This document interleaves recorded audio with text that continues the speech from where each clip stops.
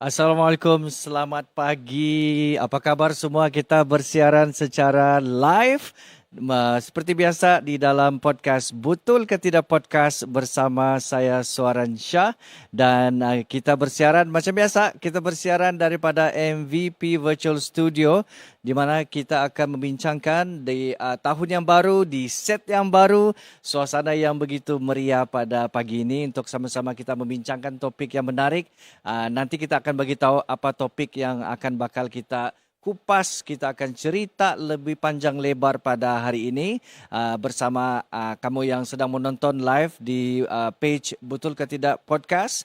Pada hari ini sebenarnya adalah detik bersejarah kerana mesti kamu tanya kenapa Mbak Suara bercakap detik bersejarah ni? Sebab ada betul kawan saya dulu, lama sudah dia tidak bersiaran kan. Tiba-tiba muncul, sudah dia balik. Nah, jadi tanpa melengahkan masa, sebelum saya perkenalkan kita punya topik dan juga tetamu kita pada ni hari, saya mau perkenalkan dulu dengan saya punya rakan penyampai saya. Lama sudah saya tidak jumpa dia ni. Tiba-tiba dia muncul balik. Jadi kita mau tanya sama dia, kenapa tiba-tiba dia datang sudah balik, timbul sudah balik. Jadi tidak lain dan tidak bukan nama yang tidak perlu lagi, ada yang tidak asing lagi yang tidak perlu saya kenalkan lebih lanjut. Semua orang sudah kenal sama dia. Itulah dia, Otto. Iya. Selamat pagi, Otto. Apa? Okey enggak kau? Apa? Kenapa kau tiba-tiba bilang dulu mau belakang tabir lah Itu apalah. dulu. Tiba-tiba terus pandai timbul balik. Jadi Hai. nah, Apa kabar kamu orang semua? Lama lain-lain pula perasaan dia kalau kalau selalu di belakang kamera. Lepas tu ni kali di depan kamera kan macam janggal macam semua tak kancing. Jadi itulah kau rasa macam mana kan? Jadi seorang pengacara selama ni berapa lama sudah kau retired kunun? Retired buat live mungkin dalam kalau untuk MC dari 1998. Saya retired MC totally 2021. 21. Saya dah selemu bercakap pegang mikrofon. Kalau kau kasih saya kan macam lain lah. Lain lah kan? Lain. Lepas tu untuk kalau buat live banyak kali juga live lah sendiri-sendiri tapi untuk bisnesnya kan. Tapi untuk podcast kita punya produk terbaru atau Koi FM ni ya tapi ni stand alone betul ke tidak punya page ni. Ya. Inilah kerja kita nih. Nah, itulah tak dia. keluarlah balik. Tapi yang paling cantik juga kan itu bantal kuning, bah. Inilah. saya kasih tahu. Kita sekarang nih kita di studio MVP Virtual Studio. Yes. Okay, Millennium Production punya studio. Yes. Saya sudah kasih tahu sama dia punya bos. Kau beli bantal sebab saya mau on air kan. Saya mau on air bukan on air. Alah. Kau ingat kau di radio lagi ni? Bukan radio. saya mau live balik. Jadi saya mau ini untuk tutup parut saya bilang tapi jangan pink. Dia pergi beli kuning. Sama saya pun ada kuning tapi sebenarnya kan dia boleh membantulah supaya duduk kan tu rasa tegak, bah. Supaya tegak kah? Supaya tegak. Coba kau taruh di belakang kau. Kalau saya taruh di belakang saya, perut kau pergi depan. supaya kami parut okey kan. Tapi kalau saya taruh di belakang saya parut saya tambah pergi depan. Tapi okey. Hari macam yang kau cakap tu, satu kali lagi saya ambil peluang mau kasih tahu sama kamu orang yang untuk kita punya podcast ni betul ke tidak, jangan kamu heran. Kami ada di mana-mana. Kadang-kadang kami buat live di booth-booth usahawan, kasih promote usahawan. Kadang-kadang kami ada di sawah padi. Kadang-kadang kami ada di mana-mana.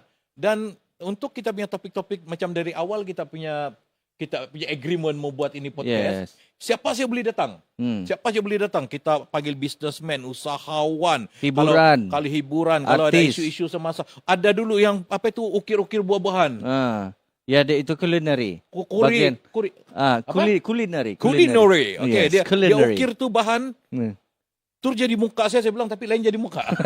Tur jadi lain. Jadi bercakap pasal itu antara segmen-segmen yang kita boleh panggil kan. Okey, selain daripada itu kalau kita cakap pasal politik. Yes.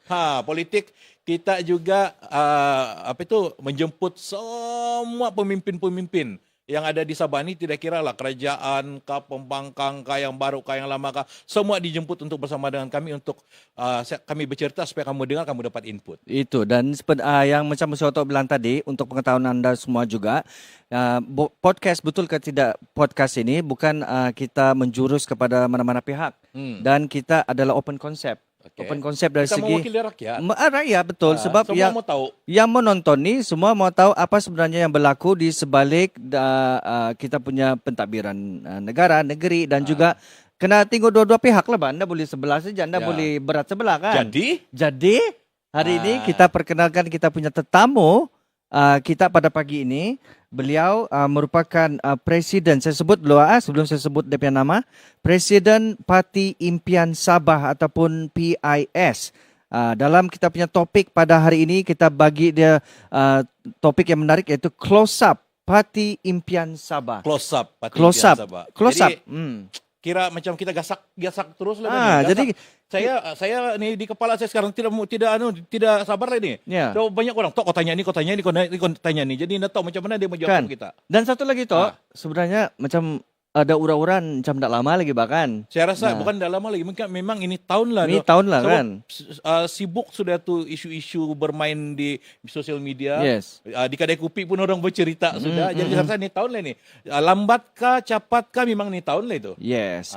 Jadi tanpa melengahkan masa dan juga penonton yang sedang menyaksikan, kita bersama dengan kita punya tetamu jemputan yang berbahagia Tuan Michel Alok yang merupakan Presiden Parti Impian Sabah PIS. Selamat pagi, selamat datang Tuan ke studio Tuan. Betul ke Podcast. Selamat pagi, terima kasih. Jadi okey juga tadi dalam perjalanan pergi sini studio? Okey juga. Sudah breakfast? Oh sudah. Yang betul kami mau buat podcast di kedai makan tapi tak boleh. Oh, tak boleh. Bagus itulah tiada makanan, tiada minuman hari, cuma kita bercerita sajalah. Yeah. Kita bagi info sama kita Yeah. punya peninguk-peninguk. Boleh bah? Peninguk online. Dari kau saja Batu. Ya. Jadi supaya kita mau kenal lebih rapat Bani, itulah pun kita bagi dia topik close up. Ya, Close up meaning to say we want to know, get to know a lot more closer and deeper kan. Ya. Jadi mau tanya sama Tuan lah, sebelum kita tanya soalan menjurus kepada politik, mau kenal dari mana, jadi apa mungkin latar belakang, jadi orang mana, jadi Tuan boleh explain. 1, 2, 3. Jadi sebelum itu saya ingin mengucapkan terima kasih lah kepada Tuan Otto dan juga MPV yang memberi peluang kepada saya pagi ini bersama-sama di sini, dan pengacara kita Tuan Supian yang tidak asing lagi lah ya. Terima kasih karena masa ini adalah terbaik bagi saya, ingin memberi sedikit-sedikit penerangan ya.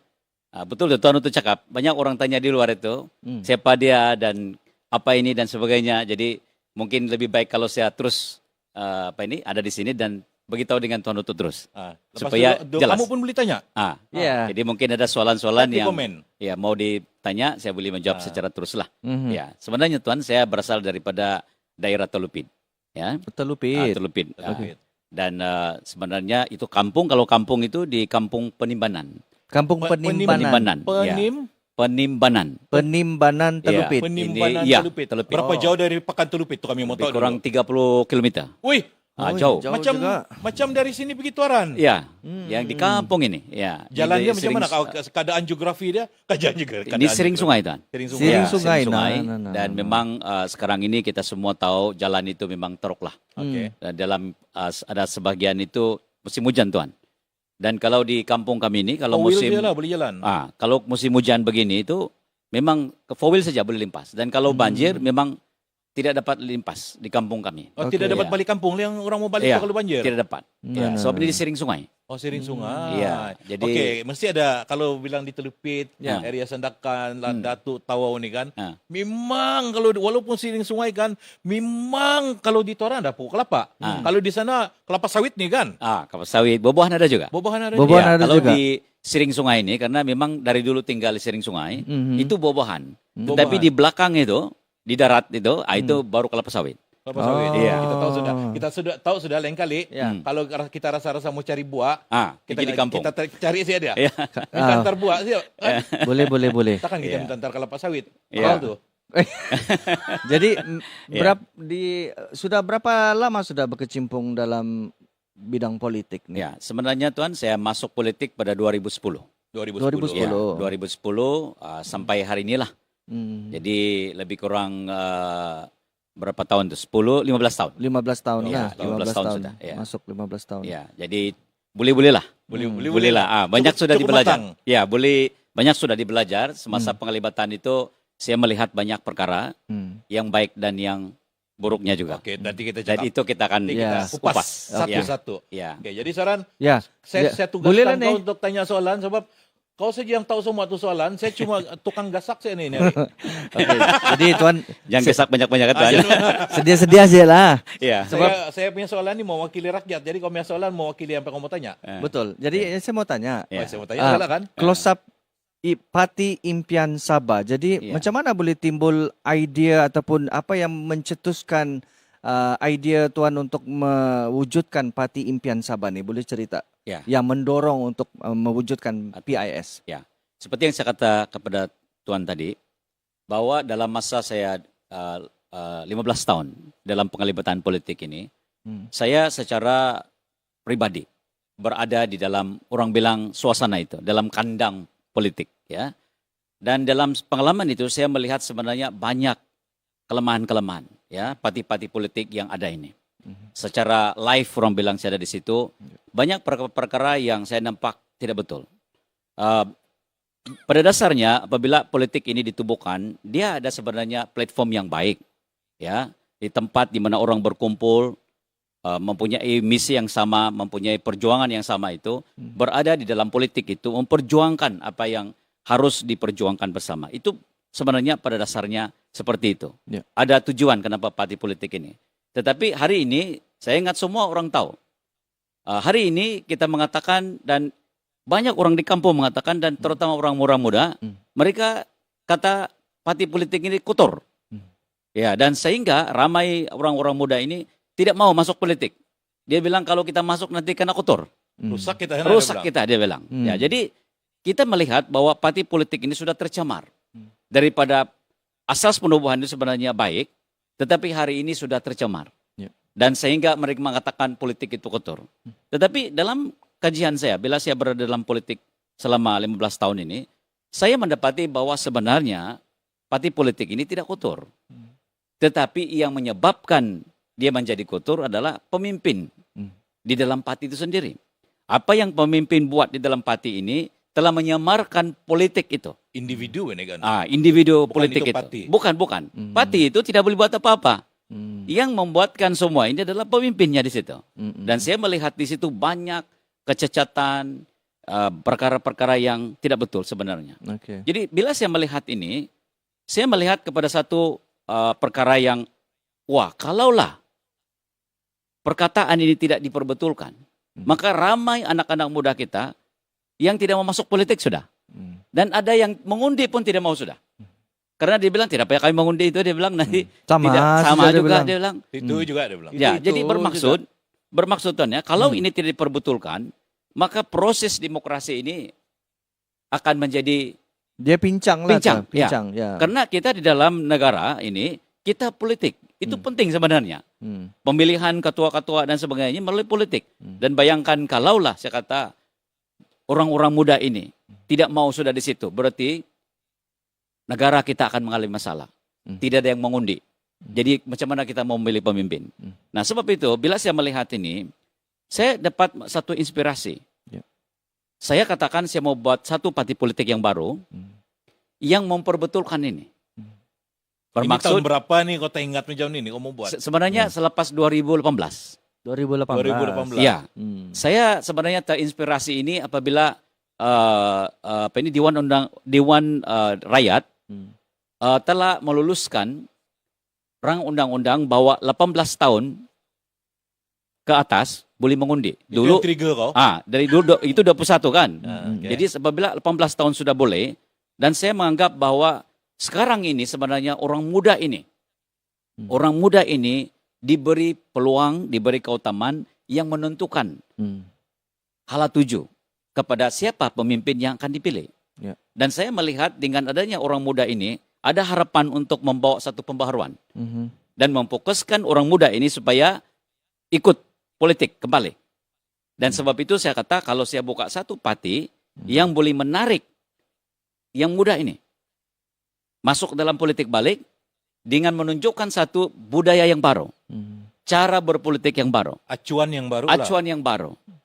cara yang baru. Jadi Cara yang parti baru. impian ni kan Suaran, Ya. orang mempertaruhkan acuan yang baru. Betul. Acuan yang orang bilang kan kalau selama ni banyak parti-parti yang ada di Sabah ni, Ya. orang berada di sekitar acuan-acuan yang lama saja. Ya, Jadi sekarang ni kami datang kan, kami ada acuan yang baru betul. Keluar Jadi- dari zon selesa dan kelainan lah. dan sanggup menerima kecaman, Mm-mm. sanggup menerima feedback daripada rakyat Ya. dengan acuan yang dorang bawa tu. Sebab itu acuan tu belum kena langsung, belum kena tahu langsung. Betul. Jadi parti impian yang buat tu acuan, begitukah kamu punya Betul, lebih betul. kurang? Ya. Saya coba memperkenalkan sesuatu budaya yang baru, Mm. cara yang baru dalam berpolitik ini, supaya bila saya membuat ini, orang muda sekarang berkata, dan saya selalu mengatakan, bila keluar parti baru, dia orang mengatakan, oh sama saja. Tidak.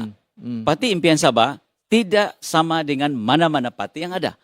Jadi bila saya kasih keluarkan satu parti baru, saya pastikan bahwa ada kelainan di dalam parti yang baru ini. Itu yang saya mau tanya next. Kelainan. Apa kelainan dia, Oke. Tuan? Jadi- Boleh explain in detail Ah, supaya orang-orang muda macam saya lah kan muda. Ah. Kau muda tak? Saya Ya. baru 21 tahun. Supaya orang-orang muda yang sedang menyaksikan tuh Ya. sebenarnya arena politik ni harus kita ambil tahu. ya betul. Sebab tanpa ada pelapis Hmm, nanti macam Tuan cakap tadi lah. betul. Siapa yang akan mengganti? Betul. Enggak kan kita seumur-umurnya ada di sini saja kan? Ya, Kau betul. rasa kau beri tahun berapa? Kita nak tahu berapa Saya lama rasa akan. kita buat podcast live ni pun kalau kita sampai lama di sini, kita rasa ada talent baru kita kasih depan, kita Kan. kasih belakang sudah. Jadi Kita kita monitor saja. jadi kita kena ada pelapis. Jadi apa kelainan Parti Impian Sabah yang membezakan daripada parti-parti politik yang ada di luar sana, Tuan? Coba dulu kau kasih tahu. Ya. Ah. Bila saya berada dalam politik, Ah. salah satu perkara yang saya terasa selama 15 tahun ini, Tuan, ya, yang saya melihat parti-parti politik yang ada sekarang ini, pemimpin-pemimpin ini mau kekal di dalam parti itu kalau boleh selama-lamanya. Itu.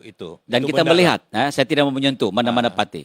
Ada orang yang sudah orang bilang sudah berumur dan ada yang sudah sakit, Oke. tapi masih mau kekal di dalam kepimpinan parti itu. Jadi ada orang yang sudah 30 tahun, 20 tahun masih kekal di situ. Jadi saya melihat bila ini berterusan begini, banyak perkara berlaku. Dan yang pertama itu yang saya lihat di situ generasi muda. Generasi muda yang ada semangat ini, mereka ada visi, mereka ada semangat, mereka ada tenaga. Mereka mampu sebenarnya. Orang mau berjuang, Yang- mau berhikmat. Betul, ya, yang dia bilang, saya boleh nih. Saya boleh memegang jawatan itu sebenarnya. Saya lebih kuat.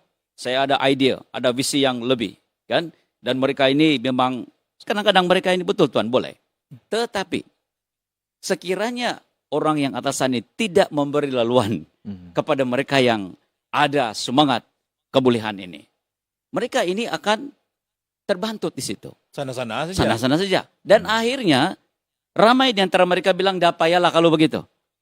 Lepas tu kalaupun dong naik Ah. jadi pemimpin sudah kan, Ah. by that time kan umur dong bukan golongan baru sudah. Betul sudah. Ada sudah yang muda dari dorang yang mau jadi pemimpin. Bukan saja, waktu tenaga pun hilang sudah. Ah. Waktu itu kalau sudah diberi peluang pun, semangat pun sudah kurang sudah. Karena waktu mereka dalam prime time, Mbak, orang bilang kan, waktu itu sebenarnya harus diberi peluang dan sebagainya. Nah, oleh sebab itu, perubahan pertama yang saya lakukan apabila saya menubuhkan parti ini, yaitu menghadkan tempo jawatan di dalam parti itu. Termasuk presiden, timbalan presiden, Wih, kau naik. pun mengabaikan kau punya Saya, ya. kedudukan sebagai presiden. Betul, Tuan. Tuan, berani Ya. dia. Saya Sebab dia buat nih parti. Ini lepas lain tu dia- dari lain nih. Ah. Lain dari lain. sebab Nggak itu pernah Tuan, saya dengar. orang tanya saya, Hmm. tidak ada seorang yang buat rumah dalam masa 2 panggal, dia akan berikan rumah itu kepada orang lain. Oke, untuk makluman semua, Ya. kita mau suruh nih Tuan huraikan dia punya hujah 2 penggal nih. Saya tahu mungkin ada kita punya kawan-kawan di luar sana kan, mungkin dia bilang, apa maksud dia 2 penggal nih? 2 tahun kah? Oke, huraikan tuh 2 penggal. Ya, sebenarnya Tuan, di dalam kalau ikut tempo di dalam kerajaan itu, 1 panggal itu 5 tahun. Ya, jadi 2 panggal itu 10 tahun. Nah, di dalam parti pula, karena parti kami ini diwi tahunan. Maksudnya 1 panggal itu 2 tahun. Oke. Nah, jadi satu term itu dua tahun, Oke. 2 tahun, 1 kali persidangan. Oke. Jadi bermaksud dalam parti Impian Sabah, satu panggal itu 6 tahun.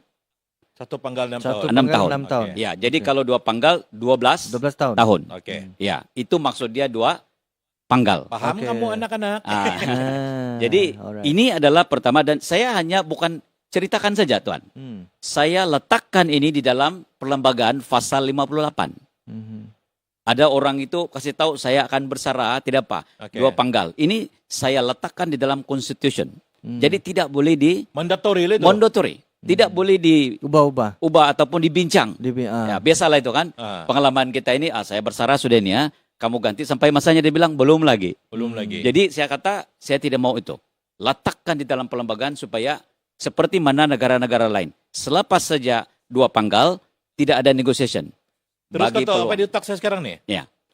Soran, Ya. saya boleh tanya kah? Boleh? Kau marah? Tidak? Tanyalah. Tiba-tiba ada di otak saya. Ah. Ini adalah prinsip dan kau di dalam parti. Ya. Hmm. Oke. Konon lah. Ah, Parti Impian Sabah jadi kerajaan. ah. Adakah ini yang kau bilang tadi yang 2 panggal nih Ya. akan kena implement juga dalam pengurusan kerjaan negeri di bawah PIS kalau berkuasa? Ya, Sebab betul. anak muda juga semua kena tukar, Betul. kenapa tidak yang Betul. Nah, Tuan, saya sudah maklumin dalam baru-baru ini diinterview oleh wartawan ya. Oke. Saya kata bahwa bila Parti Impian Sabah ini diberi peluang menjadi kerajaan, diberi mandat pada akan datang, saya akan mengubah perlembagaan negeri Sabah. Hmm. Bahwa ketua menteri itu 2 panggal. Timbalan menteri pun 2 panggal. Hmm. Jadi maksud kalau dalam kerajaan 2 panggal, bermaksud 10 tahun lah. Ya. Oke. Ya, bukan 12. Kalau Bukan dalam 12. Parti Impian Sabah itu 12. 12. Tetapi di dalam kerajaan itu 10 tahun. 10 tahun. Ya, saya akan lakukan itu. Hmm. Jadi bukan saja saya lakukan dulu di parti, Hmm. dan apabila kita menjadi kerajaan, kita juga ubah perlembagaan supaya kita beri peluang. Nah, ini memberi peluang kepada generasi kita yang baru. Hmm. Sebab bagi pendapat saya Tuan ya, kalau dulu itu alasan mereka itu belum ada orang yang boleh memegang jawatan itu. Tetapi hari ini kita nampak graduate kita, anak-anak muda kita ini, pelajaran mereka ini bukan alang-alang Tuan. Tinggi menggunung sudah. Menggunung sudah. Ya, ya. Ya, dan terlalu banyak sudah yang boleh sebenarnya memegang jawatan-jawatan ini. Hmm. Cuma mereka ini tidak diberi peluang. Hmm. Dan dengan menghadkan ini, sudah pasti ramai anak-anak kita yang akan datang ini, muda ini, dengan adanya penggiliran ini, dalam masa 60 tahun, kalau sekarang ini 60 tahun, boleh kira berapa orang yang ada peluang sebagai menteri dan timbalan menteri. Bayangkan kalau itu 10 tahun bertukar-tukar, dalam masa 60 tahun, Tuan, berapa ramai anak-anak muda kita yang boleh diberi peluang menjadi menteri dan timbalan menteri. Dan saya merasakan inilah yang boleh mengubah Sabah ini menjadi lebih baik. Sebab itu saya gunakan konsep ini dan inilah sesuatu yang saya perkenalkan. Kelainan yang istimewa sekali. Yang mana saya lihat, karena bila saya daftarkan Parti Impian Sabah ini, ROS mengatakan inilah parti yang pertama di Malaysia yang menghadkan tempoh jawatannya di dalam parti itu sendiri, jawatan itu. Jadi maksudnya yang pertama di Malaysia. Pertama di Malaysia, Ya. bukan Sabah saja. Di Malaysia. Ya, sebab bila saya daftar, saya tanya mereka dan dia tanya saya kenapa melakukan ini. Dia mengatakan belum ada. Kamulah yang pertama menghadkan. Soran, Ya. kau pernah tanya-tanya kak? Saya ini kalau bilang NGO persatuan saya banyak juga Ya. join.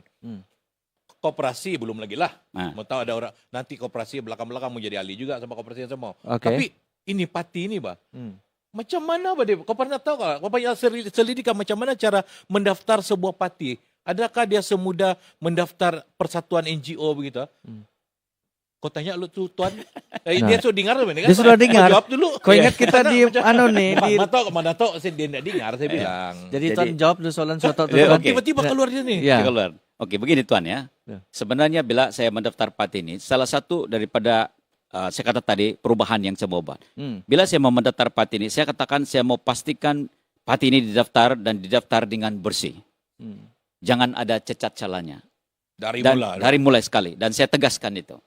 Dan bila saya mendaftar parti ini dan membuat perubahan-perubahan ini, Ya. sebenarnya saya mendapat tantangan. Semada dari segi ROS sendiri. Perubahan-perubahan yang ada seperti ini, yang saya katakan tadi menghadkan ini sebenarnya juga pada awalnya mereka kata kamu seperti mengurangkan demokrasi itu. Karena demokrasi iya, maksud dia demokrasi ini selagi orang itu mau, selagi itulah dia boleh bahkan. Betul juga Pak ini kan? Betul juga. Maksud dia begini, selagi ahli itu mau, biarlah dia sampai tua pun oke juga. Jadi bila saya mendaftar ini, mereka katakan seolah kamu menghalang orang yang mau lagi. Karena ini seperti lihat tantangan kita, ya. Ini cabaran-cabaran dia. Cabaran-cabaran dia. Dan sudah pasti hal-hal yang lain yang saya tidak mau sebut, tapi banyak cabaran Tuan. Saya dapati bila kita membuat satu parti yang orang bilang yang betul-betul ini, saya nampak banyak cabaran. Dan oleh karena cabaran itu saya tidak merundur sebenarnya. Dan saya kata saya tidak akan orang bilang bertolak ansur dalam hal ini, ya. Saya katakan no compromise. Apa yang saya mau itu mesti dilakukan begitu. Kalau kamu tidak setuju, tidak apa.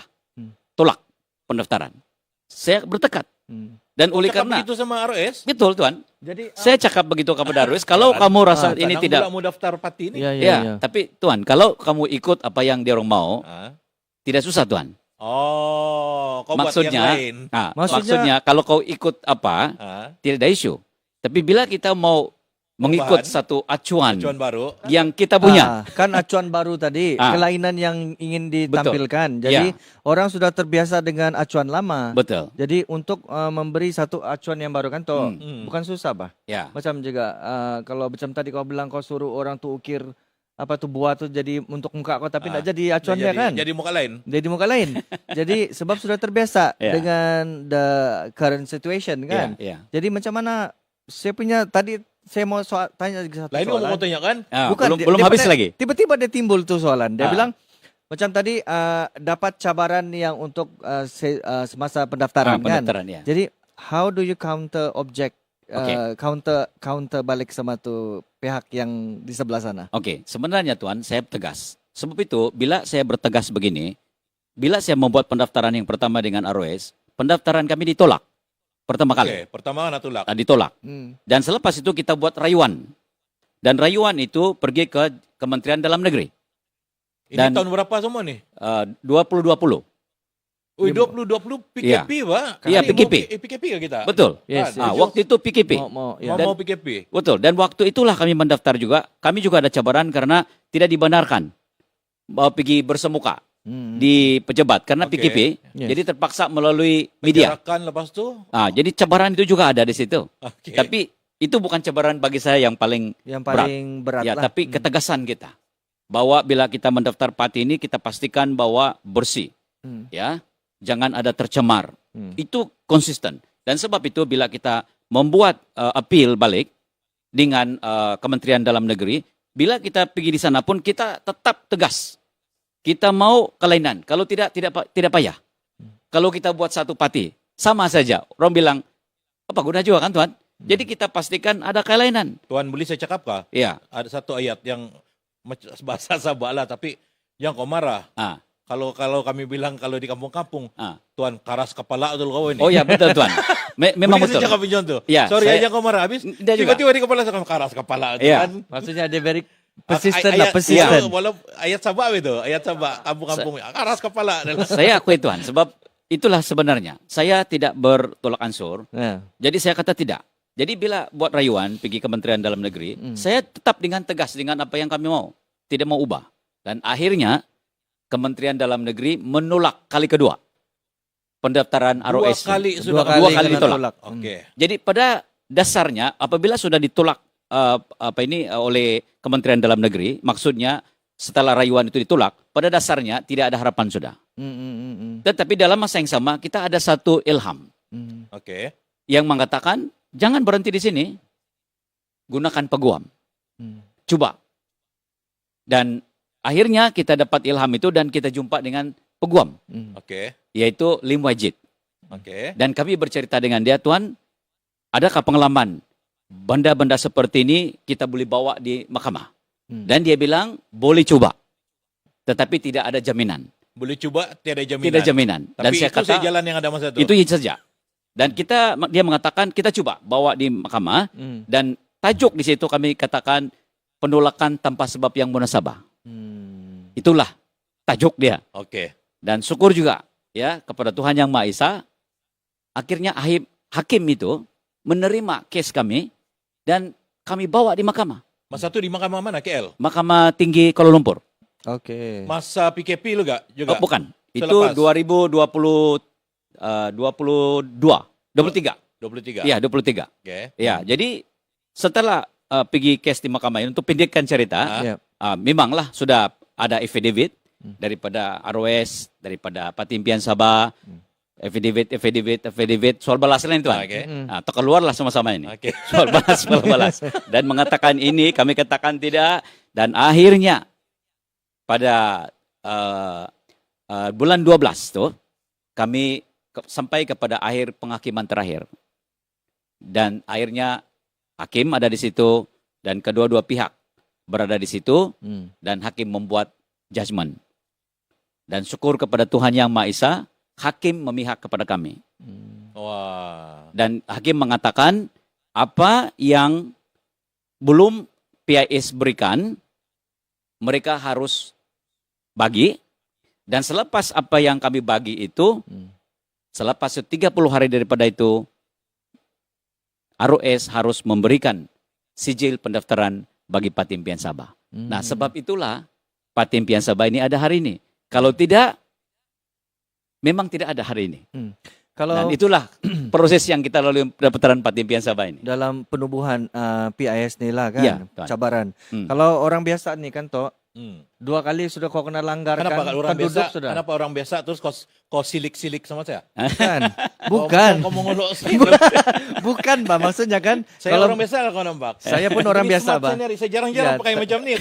Kau bukan orang biasa sebab kau ada bantal kuning. Ya, bantal apa kuning. kau mau cakap tadi tu? Oke, maksudnya kan, kalau macam yang orang yang tidak tahan lah kan, Iya. dia akan give up sudah. Betul, Sebab sekali kena langgar, iya. mungkin tertunduk sudah. betul. Tapi apa yang menyebabkan Tuan begitu persisten, yang begitu macam keep on going untuk teruskan juga hasrat Tuan Mungkin untuk ramai di mewujudkan? belakang kau masa tu beribu-ribu kah yang kasih semangat kah macam mana? Kan? Tidak juga Tuan. Memang pada masa itu tidaklah ribu, tapi puluhan ada. Oke. Dan sebenarnya daripada mereka ini ada juga yang separuh juga hilang semangat juga. Tetapi Yang saya terkejut. terkejut. Dia Itu macam- memang Ya. tidak mustahil lah, memang ada tuh yang. sebab mereka bilang memang tidak harapan lain nih. Tapi syukur juga ada beberapa yang bersama-sama dengan saya keep on saying, jangan give up, teruskan. Sebab kenapa saya mau teruskan ini? Karena perjuangan itu. Because itulah saya kata tadi, kita harus membawa perubahan Tuhan. Dan saya kata kalau kita mau perubahan, inilah yang perubahan yang kita mau buat. Ya. Jadi saya kata kalau kita ada mau membuat perubahan, maka harus ada satu perjuangan. Jangan give up. Oke. Dan kita teruskan juga. Walau apapun cabaran, saya kata begini, selagi ada jalan, kita teruskan. Kecuali memang langsung sudah tiada. Karena kita mau berjuang. Jadi kalau mau berjuang, mesti berjuang sampai ketitisan akhir, dia orang bilang. Jadi itu prinsip sebenarnya yang kami pegang lah. Dia bilang kata apa? Sedangkan jalan pi kampung saya 30 km berlumpur, banjir pun hari tiap sampai dari kecil sampai besar saya sampai. Apakah lagi ini dia bilang gitu kan. Lebih kurang macam tu. Ya, Yes. kita ini terbiasa dari kecil. Sudah Dari lugu Pak. Orang Betul. Teluk ini lugu. Ya, memang betul Tuan. Kita ini dari kecil kan, Dari berjuang kecil. Pak, Orang kampung. dengan kekurangan kan. Jadi kita itu dari kecil memang begitu. Di kampung dulu memang susah. Jadi mungkin ini juga satu dibilang DNA ya, bahwa kita ini orang yang berjuang, bukan mudah putus asa lah. Oke, Tuan. Ya. Saya ambil itu perkataan perjuangan ya. Ya, ya. Perjuangan untuk saya tanya soalan the next question lah. Oke. So we move on to the next question lah. Oh, you kan? English. Of course. That's Oh, okay. Tuan, you move on to the next Yes, question. we can. Ya, oke. Ya. We Oke, try to begini. mix English. Ya, boleh campur-campur. English, Apa so dusun pun boleh juga? Boleh. Busuk dia teran nih dusun. Oh, Kau Dusun dusun. kan? Letud lain. Ah, Lain Letud. tahu dusun Letud sama dusun dari Telupit. Ah, Lain ya. dusun kan Tuan? Kami dusun Labok Tuan. Labuk. Ya, tapi boleh paham lah Boleh sedikit. paham. Boleh Kan? paham lah. Tapi ada yang tidak paham juga. Ada. Kau tengok. Okey. Bak Melayu sialah. Melayu lah.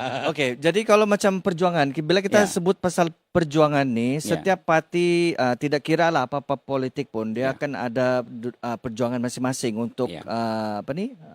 mengangkat martabat rakyat Sabah lah, dorang bilang. Masing-masing ada dorang punya cara, masing-masing ada dorang punya manifesto dan sebagainya. Ya. Jadi satu topik yang begitu orang bilang yang panas lah, yang bila kita sebut ni kita direct to the point lah, kita tanya soalan pasal Ya. MA63. Ya. Jadi apakah peranan PIS dalam memperjuangkan hak-hak rakyat Sabah, khususnya dalam bila kita sebut pasal MA63? Ya, saya ingat Tuan, ini MA63 ini sudah ini menjadi satu topik isu yang orang bilang di kampung pun sudah orang bilang sudah dengar isu ini. Dan saya ingin mengambil kesempatan di sini karena saya pernah berjumpa dengan seorang rekan, yaitu Erwan Idris, yang hari ini Kendado, ya. Jadi dia adalah orang yang semangat. Ya, dia pergi di kampung-kampung menceritakan mereka tentang isu MA63 ini. Dan hari ini isu ini sebenarnya bukanlah sesuatu yang baru karena ini dikupas. Kendado, buku Kendado kita punya Tuan Erwan Idris ini adalah sesuatu di mana dia menceritakan apa itu MA63 dan di situ dikupas tentang apa yang telah diceroboh. Sejak MA63 kita tahu banyak hak-hak Sabah di sana yang telah diubah. Orang bilang diceroboh, tapi saya lebih kepada diubah lah. Dan pengubahan ini menyebabkan kerugian kepada Sabah. Lepas itu yang perubahan-perubahan nih, kami sebagai orang rakyat biasa nih, kita lah orang kampung nih, kita tidak tahu tentang apa-apa itu perubahan. Betul. Tetapi kita sekarang tidak awareness langsung. Dulu tidak, Tuan. Sekarang dengan adanya Kendado ini sebenarnya sudah diberi makluman. Oke, contohnya ini MA63. Sekarang ini tahun 2025. Di dalam pelembagaan persekutuan itu, Tuan boleh lihat buku itu pun, Tuan boleh nampak sebenarnya sebelum dan sekarang. Dan di dalam pelembagaan itu boleh dilihat di mana yang dimasukkan. Memang komplit tuh buku, Ya, itu di dalam buku persekutuan itu di situ dimasukkan. Dulu ada, sekarang tidak ada. Nah, ada yang ditukar. Ya, ini dulu begini, sekarang ini ditukar balik. Macam yang kita dulu dikatakan bahwa Sabah ini sebenarnya sebuah negara kan. Tapi diubah pergi negeri. Itu ketara di situ. Di mana diubah. Tetapi yang lebih teruk bagi saya, Tuan, ya, bukan saja yang diubah ini. Yang paling teruk adalah perjanjian yang sudah ada, tetapi tidak dipatuhi. Dan hari ini kita tahu apa itu, yaitu 40%. Perjanjian itu sudah ada dari 63. Sampai hari ini pun tidak dilaksanakan. Nah, kau tengok. Satu, di Mansu pun ada, diubah pun ada, yang masih ada pun tidak dilaksanakan. Jadi saya ingat hari ini, rakyat Sabah sudah tahu. Sebenarnya kita kasihan ini rakyat Sabah ini. Bayangkan begitu, Tuan, perjanjian itu bukan saja dicerobohi, tetapi yang ada pun masih dipertikaikan tentang pelaksanaan MA63 ini. Jadi ini sesuatu perkara yang menjadi naluri dalam hati saya, ini tidak betul begini ini. Ya, jadi bila saya memikirkan ini, dan hari ini kita nampak politik berganti-ganti, betul, Tuan, berganti pemimpin, berganti parti. Dan saya melihat satu perkara yang saya lihat selama ini adalah keep on negotiating. Bincang. Sudah 60 tahun. Bincang terus. Bagi pendapat saya, Tuan, ini tidak perlu dibincang sebenarnya. Karena benda ini sudah tertulis di dalam perjanjian. Sepatutnya kita harus menuntut untuk pelaksanaan. Deliver. Bukan bincang sudah. Tuntut untuk pelaksanaan. Jadi kalaulah tuntutan ini tidak diberikan, sebenarnya solusinya adalah perundangan. Bukan negotiate sebenarnya. Perundangan. Dan sebab itu saya terharu dan saya terkilan pula, saya kata, kenapa pula SLS yang membawa di dalam perundangan? Kenapa bukan kerajaan Sabah yang bawa dalam perundangan? Dan saya berpendapat, saya kata, itu harus kerajaan Sabah. Jadi bagi pendirian Patimpian Sabah, benda ini jangan dibincang. Tuntut, kalau tidak dapat, gunakan perundangan. Jadi ini antara prioriti Patimpian Sabah lah. Ya, kita sudah ada kaidah. Bila berkuasa, ya, perkara yang dibuat adalah bukan untuk berbincang, tidak, tapi menuntut. Dengan cara perundangan. Kalau tuntutan itu tidak diterima, perundangan. Jadi tidak ada, bagi Patimpian Sabah, ini tidak ada istilah perbincangan sebenarnya. Terus straight to the point. Sebab kalau bincang pun, saya rasa perkara ini tidak selesai.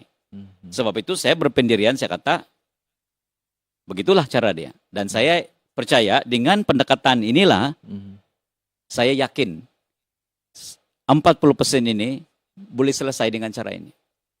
Itulah yang saya pikir yang terbaik. Penyelesaian ini. Penyelesaian. Dengar Soran? Kau dengar tuh, Tok? Tahu tuh? Nah. Jadi jadi sebenarnya itu yang kita mau tahu, apakah di mana PIS, pendirian PIS, Parti Impian Sabah, dalam isu yang begitu hangat dibincangkan, dibahaskan. Jadi maksudnya daripada Tuan mention tadi, jangan bincang lagi, tapi bawa ke tuntutan dan juga tuntut terus. Dan kalau tidak dibagi, bawa ke mahkamah. Oke. Selesai, begitu saja. Itulah cara kita, yang kita terpikir yang terbaik ya. Oke. Itu. Jadi mungkin ada juga, ini yang saya punya pandangan sendiri, pribadi saya sendirilah kan. Ya. Contohnya kalau ada mungkin suara-suara di luar sana mungkin akan cakap, iyalah sekarang ini belum lagi, maaf Tuan ya kalau bercakap kalau sekarang ini PIS belum lagi diberi mandat untuk menerajui kepimpinan negeri Sabah contohnya. Jadi orang mungkin ada suara-suara yang cakap, iyalah belum lagi di sana.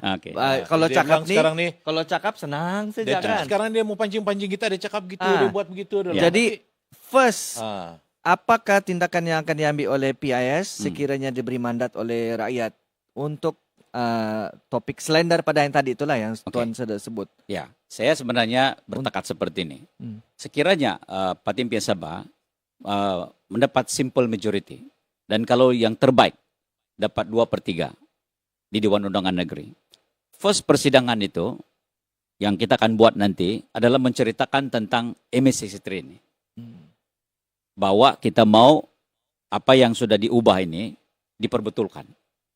Sudah pasti yang diubah untuk baik itu tidak apa. Tetapi apa yang diubah ini dan menyebabkan kerugian kepada Sabah ini secara anunya. Kita akan buat dalam Dewan Undangan Negeri itu buat usul untuk penukaran kembali. Kembalikan hak-hak Sabah yang diubah yang telah merugikan kita. Itu tidak sepatutnya itu. Kalau ya diubah untuk kebaikan, itu kita tidak ubah. Tetapi yang diubah dan telah merugikan kita, kita bawa di dalam Dewan Undangan Negeri Sabah itu dan ubah kembali. Maksudnya apa yang diubah untuk kebaikan, biarkan. Tapi apa yang diubah, yang merugikan, kamu rasa merugikan rakyat Sabah, itu perlu diperbaiki perlu balik. Dikembalikan. Kasih balik pergi yang original. Ya, original. Saya tidak membuat yang baru ya. Yang sudah ada dipersetujui, kasih original dia saja. Harus kembalikan. Karena itu sudah dipersetujui oleh nenek-nenek kita yang dulu, pemimpin-pemimpin kita yang berhasrat untuk kebaikan negeri Sabah ini sebenarnya. Jadi itu yang saya buat pertama. Dan selepas itu, bila usul ini sudah dibawa dalam Dewan Undangan Negeri, maka ini harus dibawa di dalam kabinet Sabah. Dan kabinet ini akan membuat satu lagi surat secara dalam kabinet dan menghantar ke persekutuan untuk meminta supaya benda ini diambil peduli. Dan sekiranya kabinet maksud kau Dewan Undangan apa ini kan? Bukan. Dewan Undangan Negeri itu lain lagi. Bila diluluskan di sana, maka kabinet akan membuat satu lagi sebab ini proses. Kamu dengar tuh kawan-kawan semua. Jadi kabinet itu harus membuat satu keputusan. Dan akhirnya kelulusan daripada kabinet itu baru kita hantar. Jadi ini bukan bermaksud di satu tempat saja. Pertama bagi saya Tuan ya, apa yang saya mau buat, Tuan tanya tadi apa yang saya mau buat, Dewan Undangan Negeri dulu. Pastikan kita dapat sokongan, kalau boleh ke semua Dewan Undangan Negeri bersetuju. Dan bersatu hati. Dan lepas itu, kabinet yang dibentuk nanti akan mengambil keputusan itu, dan keputusan itu akan dihantar, dan sekiranya, saya kata tadi, sama juga, kalau ini tidak diperduli, then the last resort is mahkamah lagi lah. Nah itulah pendekatan yang saya... Maksud dia dalam strategi ini kan, sudah siap sedia. Ya. Sudah siap sedia. Tinggal mau implement lagi. Ya. Oke. Jadi kotok kenapa tadi? Ada silent. Bukan silent. Yang saya mau cakap yang kenapa saya sentuh pasal apa kabinet saya bilang kan? Coba bagi saya macam orang biasa kan, ada antara kawan-kawan kita tidak paham apa itu kabinet, apa itu DUN. Jadi dua tahap yang berbeza. Betul. Jadi paham tuh kawan-kawan. Kita kabinet ini ketua menteri. Kita sejarah sedikit sekarang. Menteri-menteri dan sebagainya. Oke, siok cerita kita nih. Oke, kita teruskan Tuan. Untuk soalan-soalan yang yang kamu tanya, sebab sekarang saya tengok kamu yang muka ni macam lain, macam banyak saya mau nanya. Memang banyak sudah saya mau tanya. Timbul inspirasi baru itu. Lain dia punya muka. Lain muka saya. Okay. Next question. Ya. Okay. Kalau macam tadi Tuan kan daripada Telupit kan kampung apa tadi tu? Kampung Penimbanan. Penimbanan. Ya. Penimbanan. Saya sedikit tersasul penimbawan sebenarnya. Penimbanan. Penimbawan lain. Penimbanan Telupit. Ya. Bakazen. Ya, jadi daripada kampung Penimbanan Telupit, saya pasti rakyat Sabah yang berada di kawasan luar bandar banyak dia punya cabaran-cabaran yang dihadapi oleh rakyat Sabah sendiri. Betul sekali. Hari demi hari dari segi pelbagai aspek banyak kita boleh lihat rakyat Sabah masih lagi apa orang bilang terkapai-kapai lah bahasa kita kan. Betul Tuan ya. Jadi apa tindakan yang akan diambil oleh PIS untuk membela nasib rakyat Sabah ni? Oke. Saya lahir di kampung ya pada tahun 69 di kampung itu ya. Dan kita tahu dalam ranking sekarang yang dikeluarkan oleh Kementerian Ekonomi bahwa Beluran ini adalah salah satu daerah yang termiskin sampai sekarang Tuan ya. Dan waktu saya dalam ranking itu kan masih dalam ranking kemiskinan, masih sampai sekarang. Itu kawasan di sana lah nih. Oke. Ya, jadi bila saya dulu sudah tahu keadaan di kampung ya, di mana dulu itu mau sekolah pun susah Tuan. Ada banyak anak-anak dulu tidak boleh sekolah karena sekolahnya itu jauh dengan asrama dari segi pendidikan. Oke. Macam mana mau pergi sekolah kalau tidak ada jalan? Mau pakai perahu, kalau hujan tidak boleh. Itu tahun 70-an, 80-an sudah berlaku. Tiba-tiba kau di kepala saya, kau cakap pasal sekolah nih. Klinik atau hospital paling dekat sama kamu? Oh, jauh. Itu di Telupit. Itu 30 susah, kan? 30 km. 30 km lagi? Iya, jauh. Jadi kesehatan pun sama juga, jauh. Jadi pertama sekali saya kata education ini sangat penting tau. Dan hari ini untuk makluman tuan-tuan, ini masih ada anak kita di pedalaman ini yang masih tidak boleh ke sekolah. Jadi ini disebabkan oleh infrastruktur yang tidak ada, masih tidak ada. Ada yang langsung tidak ada jalan. Tanah merah kan nih? Ya, bukan tidak ada jalan Tuan. Masih ada kampung yang tidak boleh ada jalan raya sampai di situ. Aduh. Jadi terpaksa naik perahu. Contoh di Sugut, contoh. Masih banyak kampung di sana itu tidak boleh sampai jalan raya. Mesti mau naik perahu. Jadi kalau air itu deras, tidak boleh sampai juga. Banjir, tidak boleh sampai. Nah, ini yang menjadi masalah, infrastruktur. Nah, bagi yang ada jalan raya pun, tidak boleh sampai. Macam Tuan tadi bilang, Power Drive baru boleh sampai. Itu pun kalau... Itu pun spek Borneo Safari. Borneo Safari. Punya spek. Itu pun kalau tidak banjir. Kalau banjir, tidak boleh sampai. Jadi dari segi infra ini, memang agak... Dari dulu saya nampak sampai sekarang tidak banyak berubah. Langsung tidak betul lah Tuan ya. Tetapi tidak banyak perubahan. Yang banyak kampung lagi yang tidak ada jalan. Yang ada kampung ada jalan pun banyak tidak boleh sampai. Karena penyelenggaraan jalan itu tidak dilakukan, dan kalau dilakukan pun tidak dilakukan dengan baik. 2 hari buat, 3 hari rusak sudah. Jadi sekejap saja. Boleh pakai ada yang sampai 2 hari, ada yang 1 minggu, 2 minggu, sudah tidak boleh pakai sudah. Jadi orang tidak boleh sampai di kampung dengan penggunaan jalan ini. Jadi jalan raya ini menjadi faktor utama yang bagi saya menyebabkan kenapa tempat-tempat kampung ini masih miskin.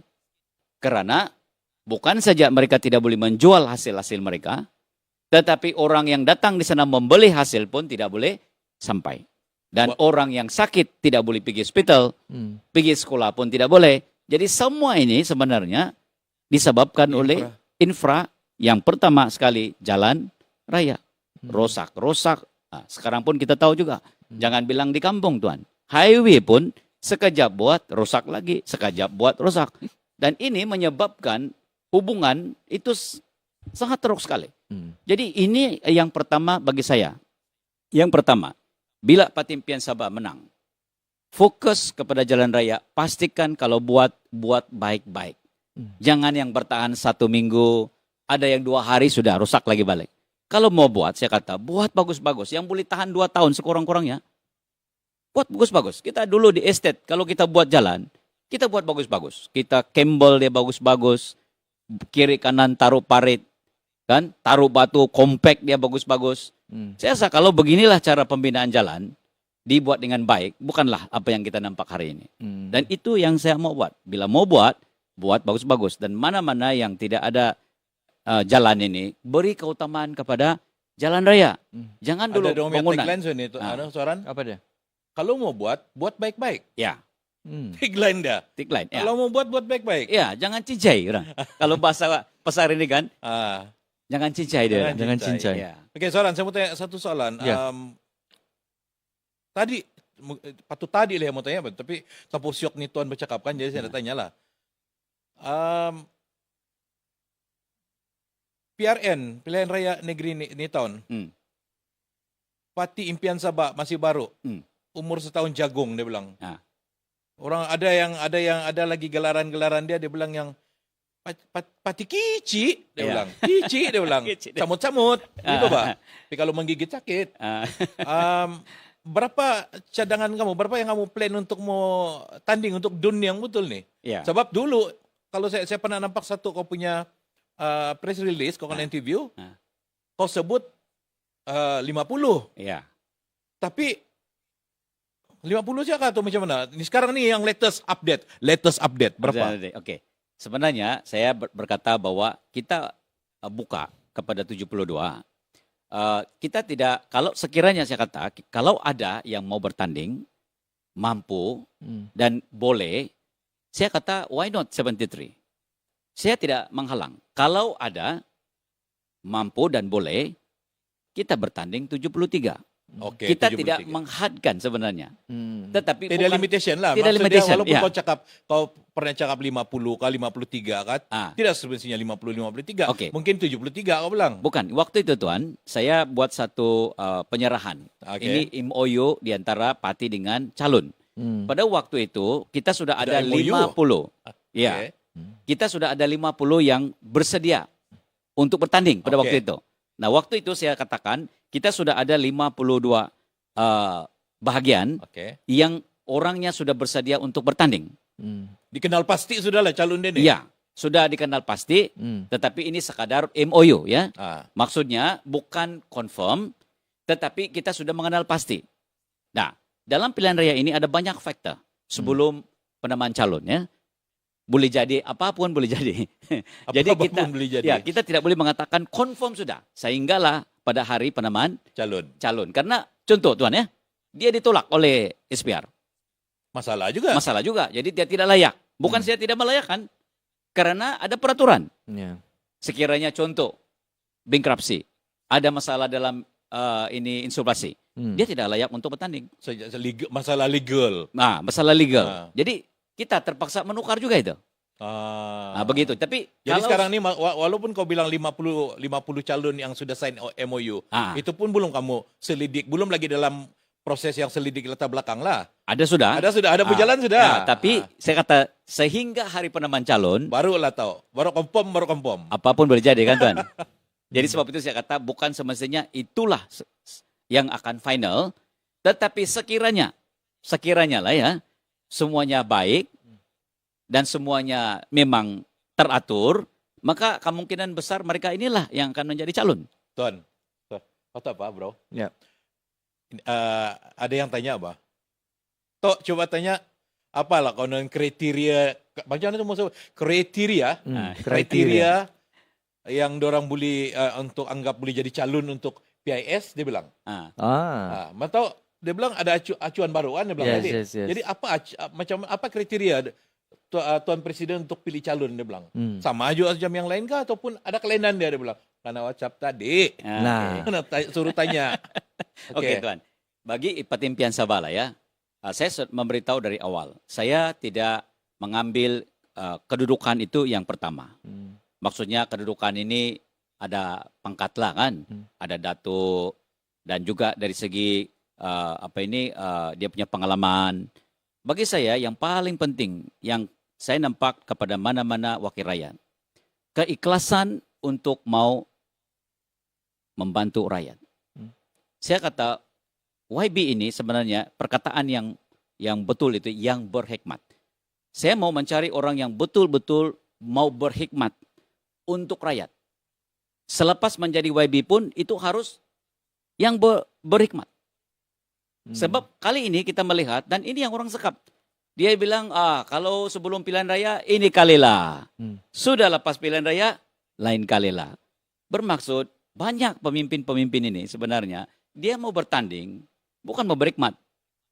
Dia mau kedudukan, dan kedudukan itu dia gunakan untuk apa yang dia mau. Terngiang-ngiang di kepala saya, kau tahu apa? Kamu masa pilihan raya kan? Dia masa berkempen lah atau pilihan raya kan. Biasalah ini reality ni, bukan cakap kosong, memang reality. Sanggup pergi lumpur, sanggup pergi pergi itu calon pergi sana, tapi sudah menang, kurang-kurang sudah. Sebab motif dia kemungkinan bukan untuk mau berhikmat. Tetapi kalau motif dia mau berhikmat, sepatutnya sebelum itu dia sudah berhikmat. Bila dia dapat YB itu, dengan adanya gaji, dengan adanya uang itu, dia sepatutnya lebih boleh berhikmat lebih lagi efektif daripada yang sebelumnya. Betul kata. Jadi saya mencari orang yang mau berhikmat ini. Macam mana lah kalau mau cari orang yang mau berhikmat yang mau jadi calon? Oke, contoh saya kata, sebelum ini apa yang mereka buat? Adakah mereka ini sudah berhikmat kepada masyarakat? Oke. Itu satu. Kedua, saya interview mereka. Apa yang kamu buat selepas ini? Bolehkah kamu buat satu komitmen kepada saya sebagai presiden parti bahwa selepas ini kamu mau berhikmat, bukan mau tujuan yang lain. So itu sebab itu saya kata ada MOU itu. MOU itu juga komitmen dan komitmen ini mereka sign tau. Bahwa sekiranya kamu tidak melakukan komitmen ini, maka saya boleh saman kamu. Nah, sebab itu kelainan juga. Okay. Maksudnya di situ dia ada macam KPI lah. KPI, ya. KPI yang untuk kita kenal pasti bahwa mana-mana calon ini sekiranya diberi mandat untuk memimpin sesuatu kawasan tu, ya, dia kena deliver. Betul. Kalau tidak ada hasil atau tidak nampak dia punya penghasilan dia tu, kita boleh saman. Boleh. Sebab itu kita ada dipanggil bond, ya. Dalam parti kita dipanggil MOU dan selepas ini bond. Dan bond ini mengikat di antara parti dengan calon ini. Dan salah satu bond di situ saya taruh itu, kamu kena ikut apa yang sudah diamanatkan. Nah, contoh yang saya kasih tahu lagi tadi. Mereka mesti sanggup, contoh lagi ya, mereka mesti sanggup mengadakan satu acara yaitu IBR, Ikrar Bebas Rasuah dengan SPRM. Itu maksud kau, orang mau berikrar depan SPRM? Depan SPRM. Sebab satu kelayakan. Bukan buat nih? Sebelum itu mesti kena buat. Dan okay. baru-baru ini kita sudah buat pun. Pada 13 November ini sudah kan. Buat. Sudah buat. Dan yang akan datang, yang akan mau jadi calon ini, itu kewajiban. Kau mesti buat itu dan itu hanya bukan sekadar gimmick. Komitmen kamu. Bahwa kamu bila sudah menjadi itu, integrity itu menjadi keutamaan. Dan saya tidak ragu-ragu, saya kata, kamu tidak perlu tunggu orang lain membuat laporan. Saya yang membuat laporan. Karena itu kamu buat. Kau punya dia punya syarat nih untuk mau jadi calon. Itu satu. Integrity itu penting. Paling penting. Paling penting. Ya, integrity. Saya kata tadi dari segi hati dulu, integrity. Sudah pasti yang lain itu seperti ya kita perlu education juga, perlu itu juga yang lain. Tetapi bagi saya dua perkara ini sangat penting. Sebab contoh tuan ya, kalau dia ada kedudukan, dia doktor lah, dia berpelajaran. Tetapi dia punya hati bukan berhikmat. Bila mereka menang, dia akan tinggal di bandar. Banyak itu seperti itu. Ya, jadi kalau kau bilang, oke, ini mesti yang berpelajaran tinggi. Oke, dia ada Dato Sri dan sebagainya. Dia ada duit. Selepas dia menang, dia tidak berhikmat. Bagi saya, itu buang masa bagi saya. Bukan itu yang saya mau. Kamu yang betul-betul serve the people. Ya, yang saya mau ini saya pastikan apabila dia sudah menang menjadi wakil rakyat, dia betul-betul bekerja serve the people. Dan menjadi suara rakyat. Betul. Jadi suara rakyat. Dan dia harus mengutamakan rakyat itu. Tapi kebanyakan itu yang datu profesional ini, itu pemerhatian saya. Selepas itu tinggal di bandar. Karena mungkin itulah cara hidup mereka, saya tidak tahu. Sebab itu kebanyakan, kalau Tuhan nanti melihat akan datang ini, kebanyakan yang saya ambil ini, mereka ini Tuhan ada rumah di kampung. Memang mereka tinggal di kampung, di kawasan, di tempat dun itu. Mereka ada rumah di situ dan mereka tinggal di situ. Dan mereka ini tahu kesusahan yang ada dihadapi oleh orang-orang kampung sana. Boleh tanya kak tuan? Ya. Kalau yang kau calon-calon kau yang ada sekarang ini lah kan? Ya. Ada kayak yang calon tumpang, bukan tumpang lah maksudnya kan? Maksudnya? Dia asal dari tempat lain, tapi dia jadi calon di itu Kawasan lain. Tidak. Kawasan. Kau mesti ambil dari kawasan itu Mesti juga. dari situ. Dia mesti lahir di situ dan berada di situ. Yang paling penting itu dia tinggal di situ dan berada di situ. Itu yang penting. Sebab saya kata bila dia tinggal di situ, kan Tuan, kalau lahir lagi di situ, macam saya lahir di situ, Telupit ini tempat saya lahir, tempat saya membesar. Dan bila saya lepas itu, saya balik bekerja di tempat yang sama. Jadi saya tahu kesusahan mereka. Saya tahu apa kekurangan kau pun salah seorang tersebut. masyarakat di sana. Betul. Kau pun orang kampung sana, kau tahu apa masalah dia. Jadi tidak perlu mau kasih tahu dia logik. apa yang mereka perlu. Dia ada mata, dia ada telinga. Dia rasa sendiri. Dia boleh tengok sendiri, dia boleh rasa sendiri. Dia jalan pun dia tahu. Maksudnya dia lebih dekat dengan masyarakat. Masyarakat. Jadi semua permasalahan yang dihadapi oleh masyarakat tuh dia sendiri pun merasakannya. Dia rasa sudah sebab memang daripada situ kan. Dan sebab itu saya kata bila kita mengatakan kepada dia, bila kamu menjadi YB nanti, saya tidak perlu kamu beritahu apa.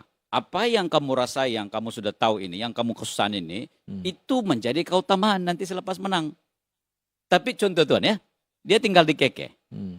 Dia tidak pernah di kampung. Kamu rasa dia tahu apa masalah dia di sana itu? Tapi dia berpelajaran nih. Dia sekolah tinggi. Tapi kan kalau dia sudah menang, kan biasa dia kalau YB ini kalau sudah menang nih, dong ada pejabat perhubungan wakil rakyat semua tuh. Macam mungkin dia berfungsi melalui itu saja kan. Tapi dia tidak dapat turun padang hari-hari lah. Masalah dia, apa jaminan yang orang kau dibawa buat benda ini? Dari segi pemantauan lah. Saya nampak hari ini jadi masalah. Orang-orang tidak berfungsi. Di bawahnya ini tidak melaksanakan yang sepatutnya. Tetapi ini tidak boleh dipertanggungjawabkan kepada orangnya. Dia sebagai yang berhormat sana, dia harus bertanggung jawab. Dia perlu memastikan. Dia perlu strategi dan proper manage untuk dia punya pejabat-pejabat dan orang-orang. Jadi kita tidak boleh persoalkan orang dia. Sebab itu saya kata yang berhormat ini sepatutnya bertanggung jawab. Tidak boleh dia bilang orang saya ini itu ini. Yang berhormat mesti yang berhikmat. Iya. Itu saya cakap itu. Yang kata saya mesti berhikmat. Bukan yang berbahagia. Yang berhikmat. Dan yang berhikmat itu jangan macam Tuan bilang tadi, sebelum pilihan raya mau berhikmat, selepas itu tidak mau berhikmat. Soran, kau tahu gak? Ada aja saya dengar dia punya. Bisa sebelum kita jemput orang nih, kita selidik. Ya, kita buat riset. Apa video-video, apa tulisan-tulisan yang ada. Yang macam ada kau nak kerumun oleh wartawan tanya sama kau, dia bilang ada kau cakap yang calon-calon yang akan menjadi calon ni adalah calon-calon yang baru. Ya. Calon-calon yang berani dia saya dengar betul katanya baru. Lepas tu dia tidak akan kasih calon orang yang sudah pernah jadi YB. Betul. Ya. Parlimen kah? Maksud dia parlimen atau DUN? DUN. Kau tidak akan calonkan dia. Betul. Jadi bila saya betul mengatakan atau tidak? Ya betul. Sebenarnya bila saya mengatakan baru bukan bermaksud orang ini belum pernah melibatkan politik. Itu ada orang bersalah anggap. Itu kita mau kasih terang sekarang nih. Sebenarnya bila saya mengatakan baru adalah yang belum pernah menjadi YB. Ada orang yang sudah bertanding tetapi kalah. Oke. Itu masih saya boleh terima. Tetapi asal dia sudah menjadi YB, saya tidak mau terima. Asal dia mana-mana parti lah. Mana-mana. Ya. Sekarang ini yang walaupun dia punya pangkat datuk, datuk. Betul. Walaupun dia boleh menang pun. Walaupun dia ada duit. Ya. Walaupun dia orang kata ini winnable candidate. Saya tidak tidak akan kasih ruang. Iya. Mungkin Tuan mau tanya kenapa? Kenapa? Kenapa Tuan? Sebab kalau saya punya parti, logically kan, boleh tahan ya, kasihlah dong. Tapi kalau kau, itu pandangan kau, kenapa? Kenapa kau tidak? Sebenarnya ini juga pembaharuan yang saya mau buat ya. Saya kata begini Tuan, kalau orang ini sudah diberi peluang, ini yang saya selalu beritahu, kamu sudah diberi peluang, ya, dan kamu sudah berhikmat, betul? Kamu sudah mendapat faedahnya, dan kamu sudah diberi peluang untuk melaksanakannya. Maka laksanakanlah itu dengan sebaik-baiknya. Dan sekiranya kamu gagal melaksanakan, khusus bagi janji-janji yang kamu sudah katakan. Betul. Kamu sudah berjanji, kalau saya menang, saya bagi ini, saya bagi ini, saya bagi ini. Saya lakukan ini, saya lakukan ini. Dalam masa 5 tahun itu, kau gagal melaksanakannya. Bagi saya kata, kenapa kita bagi peluang lagi kepada orang ini? Sedangkan dia sudah berjanji. Dan kau bagi dia peluang lagi. Bagi saya, bagus bagi peluang yang baru, yang mempunyai visi yang baru, bagi peluang kepada ini, supaya mungkin selepas ini, dia dapat melaksanakan apa yang dia katakan. Selain daripada menjalankan kamu punya tanggung jawab parti yang kau bilang tadi, memberi peluang kepada pelapis-pelapis, pemimpin baru. Kira-kira lah, oke, pemimpin baru. Ini ayat ini satu lagi ya. Lelaki ke perempuan kau terima kah tidak jadi pemimpin? Itu saya mau tanya juga kan. Itu tidak, sebenarnya saya membuka kepada semua, lelaki dan perempuan. Dan juga yang muda, yang berumur. Saya masih berpikir bahwa kita ada saya bilang tadi mix ya. Yang jangan bilang semua mesti muda, tidak bagi yang sudah berumur ini. Bagi saya yang penting itu hati dia. Kedua, mungkin ada benda ini kita tidak boleh bilang semua muda, semua perempuan, semua lelaki. Jadi saya berpikiran bahwa ini harus mix begitu ya. Mix lah. Bercampur lah. Ada yang balance lah. Balance. Jangan semua pun dia decide, balance ini benda. Jadi kita buka ruang. Ikut keperluan. Iya. Di mana perlu belia, betul. Di mana perlu wanita, di mana perlu yang ada veteran. Dan itu penting, itu saya kata, adakah mereka ini yang sanggup? Nah, itu yang penting. So far responnya macam mana? Oke. Kita nampak calon-calon yang ada sekarang ini, ada muda, ada yang sudah berumur, ada juga wanita. Cuma sekarang ini kita ada masalah dengan wanita. Sebab melihat kepada keadaan sekarang ini, wanita ini agak begini, tidak berani. Reserve, orang reserve lah. Ya, walaupun saya buka peluang. Walaupun kau buka peluang. Iya, mereka mengatakan susah ini, keadaan politik sekarang, keadaan ini macam sangat sukar. Jadi saya nampak wanita ini reserve sedikit. Manakala bagian lelaki pula ini banyak yang berani. Jadi saya nampak tidak banyak wanita yang berani untuk menunjukkan diri dan membawa perubahan ini karena ini lawan arus. Dan kalau ini tidak lawan arus, mereka suka. Tapi bila kita mengetengahkan perubahan-perubahan seperti ini, yang sudah pasti perubahan pertama yang saya katakan bahwa integriti. Jadi bermaksud tidak kita bersetuju dengan ada duit, ada undi. Kita tidak mau ini. Kalau kita mau bersetuju dengan ini berarti mana sudah integriti. Jadi sebab itu kita bilang kita tidak mau. Kita mau bersih. Dan orang mengatakan, boleh menang kah kalau begitu? Saya kata, menang kalah. Itu cabaran yang kau akan hadapi lah, yang kau sanggup hadapi. Saya kata, kalau takut kalah, jangan bertanding.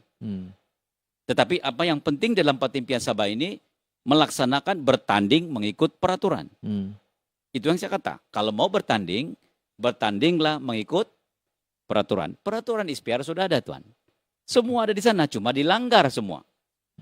Semua dilanggar. Contoh saya kata, dalam SPR, satu DUN itu perbelanjaan yang sepatutnya itu 100.000 saja. Saya tidak nampak ada orang yang, saya nampak bahwa ramai yang tidak peduli itu. Langgar saja. Jangan mengumpat, jangan memfitnah, itu semua ada. Tapi hari ini kau tengok apa yang mereka buat. Dan saya kata, kita ikut peraturan ini. Dan bila saya kata ikut peraturan ini, ramai kandidat ini, kalau begitu susah itu. Jadi nanti kau punya strategi berkempen ini lebih kepada berlandaskan peraturan yang ada dalam SPR. Kita play by the book. Play by the book. Orang putih saya. Law of law dia bilang kan. Jadi kita ikut peraturan. Jadi salah satu kelainan dalam Patimpian Sabah ini nanti adalah kita bertanding mengikut peraturan. Jangan langgar itu peraturan. Nah itu juga kelainan. Tapi kelainan ini juga membuatkan ramai mereka bilang, boleh menang ke itu Nah. Apa respon yang kau dapat selama ini ya, Bro? Boleh tanya kan? Boleh, Bang. Ya. Respon apa yang kau dapat? Berapa umur sudah? Saya 56. Kenapa kau mau ngelok sini? Sedang rancak nih sekarang nih. Teruskan. Habis itu saya tanya disebabkan kawan-kawan di luar sana, tanya ini. Oh, jadi terpaksa kau tanya lain nih. Kalau saya tidak tanya di luar nanti saya akan marah. Iya. Tanya. Apa sih saya mau tanya tadi? Saya tidak tahu apa kamu tanya. Lupa sudah. Saya lupa sudah. Tapi kau jangan buat saya bercerita. Saya mau tanya. Oke Tuhan. Oke begini. Jadi apa respon masyarakat tentang Pati Impian Sabah dan tentang lahirnya seorang presiden bernama Tuan Michael Elok. Apa respon orang setakat ini sejak ditubuhkan? Itu respon itu sebenarnya tidak semua sama. Oke. Ya, saya tidak perlu memberi conclusion sebab kita lihat bila kami post di dalam media-media nampak semua dia punya netizen punya komen di situ. Kan ada yang bilang pati nyamuk lah, ini bikin inilah. Tapi ada juga yang lain Kalau mengatakan nyamuk menggigit tuan, demam denggi. Itulah. Jadi ada juga yang mengatakan teruskan perjuangan, ya. Jangan give up. Jadi kita nampak mix lah, ya. Mix lah. Ya, jadi kalau kita lihat secara keseluruhannya pun, bukan semua tidak setuju, memang bukan semua juga setuju. Jadi pada conclusion itu, tunggu sampai pilihan raya. Tunggu dan lihat. Tunggu dan lihat. Okay? Yang penting bagi saya bagi satu ruang, satu parti, satu platform yang baru. Orang bilang kau bagi peluang lah. Sekurang-kurangnya saya membawa satu platform yang baru, yang tidak sama dengan yang lain, dan saya membenarkan orang. Sekurang-kurangnya ada orang tanya, ada juga Bapula yang baru ini. Kalau tidak, dulu dia orang bilang sama saja, dia bilang. Itu saja. Itu juga. Dia bilang, ada yang baru, Pak. Ini baru betul-betul baru, dia bilang. Jadi saya bilang mana-mana yang merasa bahwa bagilah peluang yang baru, maka ada platform bagi dia orang. Betul kah Tuan? Kalau kita tidak dapat impian Sabah ini, tidak adalah peluang dia orang yang dia bilang parti baru, tukar baju saja. Satu lagi, orang lama ada juga. lagi soalan. Dia bilang kata apa? Di Sabah ini terlampau banyak betul, asal ada pilihan raya ada parti. Ya. Asal ada pilihan raya ada parti. Dan soalan ini, statement ini kena sama parti impian Sabah. Apa komen kau? Ya, betul. Waktu pertama bila saya buat parti baru ini, dia orang cakap, nah ini lagi parti baru, bikin samak saja. Pilihan raya baru keluar. Dia macam-macam dia orang cakap.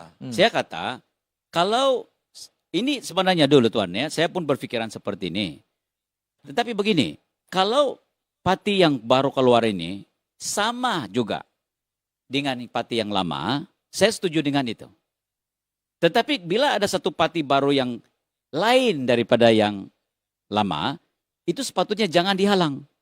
Betul atau tidak? Saya bagi contoh, telepon. Kau bilang satu brand saja, kau tidak benarkan yang lain. Saya bagi satu contoh lagi, dulu emas, ya. Dulu emas saja. Apa jadi Tuan? Dia monopoli. Tidak ada kemajuan kan? Emas itu dia punya tiket melambung sampai tinggi-tinggi. Tetapi setelah kerajaan buka, bagi peluang kepada penerbangan yang lain. AirAsia keluar. Dia memberi kelainan dari segi ideologinya, dari segi tambangnya, dari segi apa yang jadi. Hari ini kita melihat, ya, ramai orang yang boleh trouble dan mendapat manfaat dia karena kelainan. Jadi saya setuju sekiranya ada parti baru yang keluar dan tidak ada kelainan, sama saja. Bagus join parti yang lama. Tetapi dalam parti impian Sabah ini tidak sama. Dia tidak sama. Saya sudah beritahu tadi. Jadi sepatutnya bila ada parti yang baru yang ada kelainan ini, sepatutnya rakyat bagi sokongan. Supaya kita coba.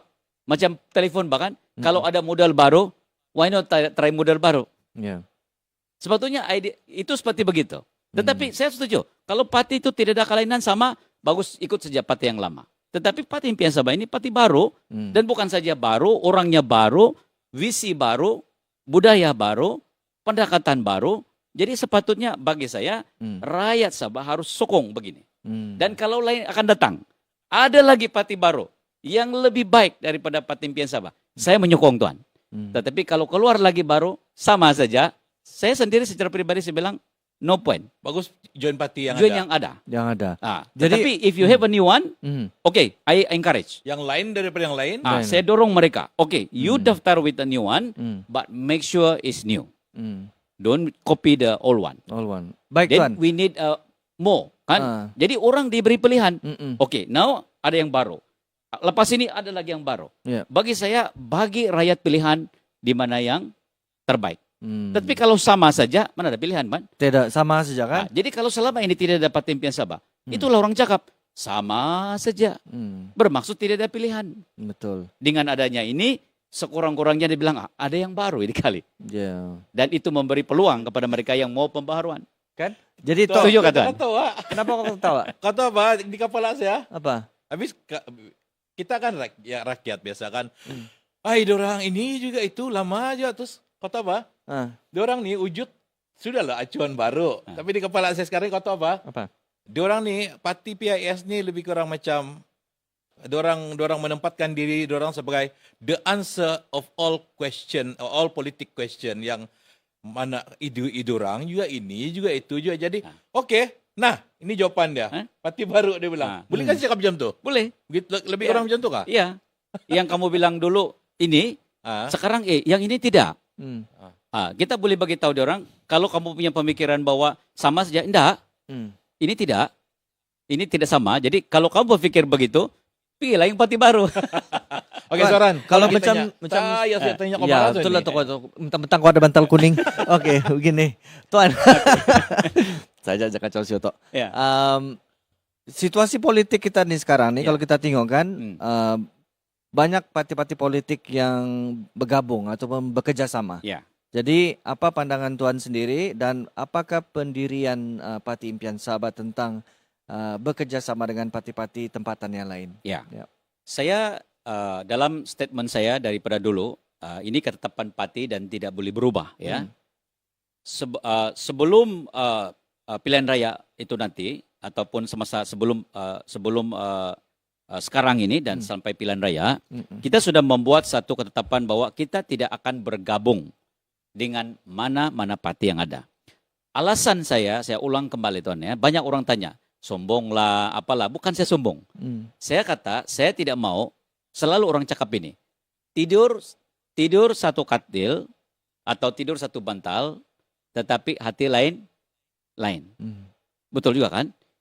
Kalau kita mau tidur sama-sama, mestilah satu hati sejiwa, orang bilang. Nah, contoh Tuan ya, Tuan lihat perubahan ataupun apa yang kita mau ubah di dalam Parti Impian Sabah. Contoh saya kata tadi, hadkan tempo ini. Ikrar bebas rasuah di SPRM. Kita utamakan integriti dan sebagainya. Banyak lagi yang kita mau buat. Sekiranya saya mau bergabung dengan mana parti yang lain, adakah mereka setuju dengan hal ini? Itu menjadi persoalan saya. Adakah mereka bersetuju? Sekiranya mereka tidak bersetuju. Jadi orang melihat, contohlah Tuan ya, saya dengan Parti E, dengan Parti Impian Sabah. Parti E bilang, saya tidak setuju itu 2 panggal itu, selagi saya punya ahli mau saya sebagai presiden, saya tetap bah. Tetapi Parti Impian Sabah pula cakap, tidak, kau suka atau tidak, mesti tukar. Contohlah Tuan ya. Dan coba Tuan lihat, kalau ini terjadi, orang akan tanya, gabungan apa ini? Ada gap. Ada gap. Jadi sebab itu saya kata, bukan saya tidak mau bergabung, tetapi saya tahu tidak ada parti yang ada, saya kata ini, yang mempunyai satu prinsip yang ada di dalam Parti Impian Sabah. Sangat berbeda. Dalam prinsip Parti Impian Sabah itu percaya kepada Tuhan dan bersandar kepada Dia sepenuhnya. Itu juga parti-parti lain dibilang, itu tidak boleh diterima bagi mereka. Hanya Parti Impian Sabah saja. Jadi kalau saya bersetuju dengan mereka, benda-benda ini Tuhan akan dipersoal dan sebagainya. Tapi sampai masanya nanti, di hujung PRN bila keputusan sudah keluar, akan mesti dan saya rasa tetap ada perundingan untuk membentuk kerajaan. Jadi macam mana pendapatan kau masa itu? Pendapatan ya. Kita mengatakan begini. Sekarang ini kita akan berjalan solo. Selepas saya kata tadi Tuhan, saya kata tadi apa yang kita tetapkan ini adalah sebelum pilihan raya ini. Selepas pilihan raya itu, kita mengatakan kita boleh bekerja sama. Bukan gabung ya. Ada 2 perbedaan. Gabung ini seperti JRS. Parti-parti ini membentuk satu lagi parti gabungan. Yaitu JRS. Dan JRS yang berdaftar ya. Ini gabungan. Saya kata, sekiranya ada keperluan untuk PIS menjadi kerajaan, dan perlu kerjasama daripada parti yang lain. Kita harus menjadi kepala. Kalau saya tidak boleh membentuk kerajaan, itulah saya dalam statement saya, biar kita menjadi pembangkang. Tetapi kalau kita mendapat kursi 35, contoh 29, dan kita yang terbanyak, kita boleh bekerja sama dengan mana-mana parti yang bersetuju. Nah, ingat itu. Yang bersetuju dengan pindaan-pindaan yang kita mau buat ini. Saya kata tadi, bila menang, saya mau dengan syarat menang banyak. Iya. Sekiranya tidak, then jadilah pembangkang yang you have berintegriti. the say kalau kau yang menang. Yes. Kalau tidak, jadi pembangkang. Sebab tujuan kita di sini adalah memperbetulkan apa yang tidak betul. Jadi pembangkang yang berintegriti. Ada check and balance. Check and balance. Check and balance. Dan kalau Tuhan izinkan untuk kita mau dapat yang lebih, kita membentuk kerajaan dan kita bekerja sama. Bukan tidak payah buat satu gabungan lagi. Seperti hari ini, GRS plus PH plus BIEN. Itu bukan gabungan. Itu dipanggil kerja sama. Jadi konsisten saya kata tidak ada gabungan. But bekerja sama itu tidak sama. Plus jika ia diperlukan. Tetapi kalau kita boleh membentuk kerajaan tanpa plus, kita teruskan dengan perjuangan sendiri. Oke, Soran, teruskan. Ya. Dan itu kalau kita macam tadi Tuan ada mention pasal penglibatan kita punya pelapis-pelapis Bani kan. Ya. Kita memberi muka-muka baru. Ya. Supaya kita punya arena politik di Sabah ni dia tidak suram macam yang masih lagi yang ditakok lama orang bilang kan. Dia ada pembaharuan. Ya. Jadi dengan adanya belia-belia macam tadi cabaran yang sudah Tuan ada mention tadi daripada golongan wanita kan. Ya. Ya. Dan macam mana apakah langkah-langkah yang akan diambil oleh PIS untuk memberi ruang dan peluang sama golongan-golongan muda ni sama wanita ni. Ya. Sekiranya diberi mandat sebagai kerajaan.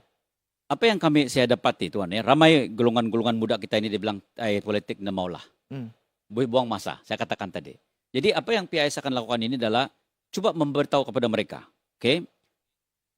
Apa kesan sekiranya kamu tidak melibatkan, ini lebih kepada kempen kesadaran. Apa akan terjadi kalau kamu tidak mau terlibat dalam politik, tidak mau mengundi? Kita memberi satu pendidikan. Supaya mereka mengerti bahwa kamu harus libatkan. Masa depan negara itu ditentukan oleh kamu. Tidak boleh biarkan.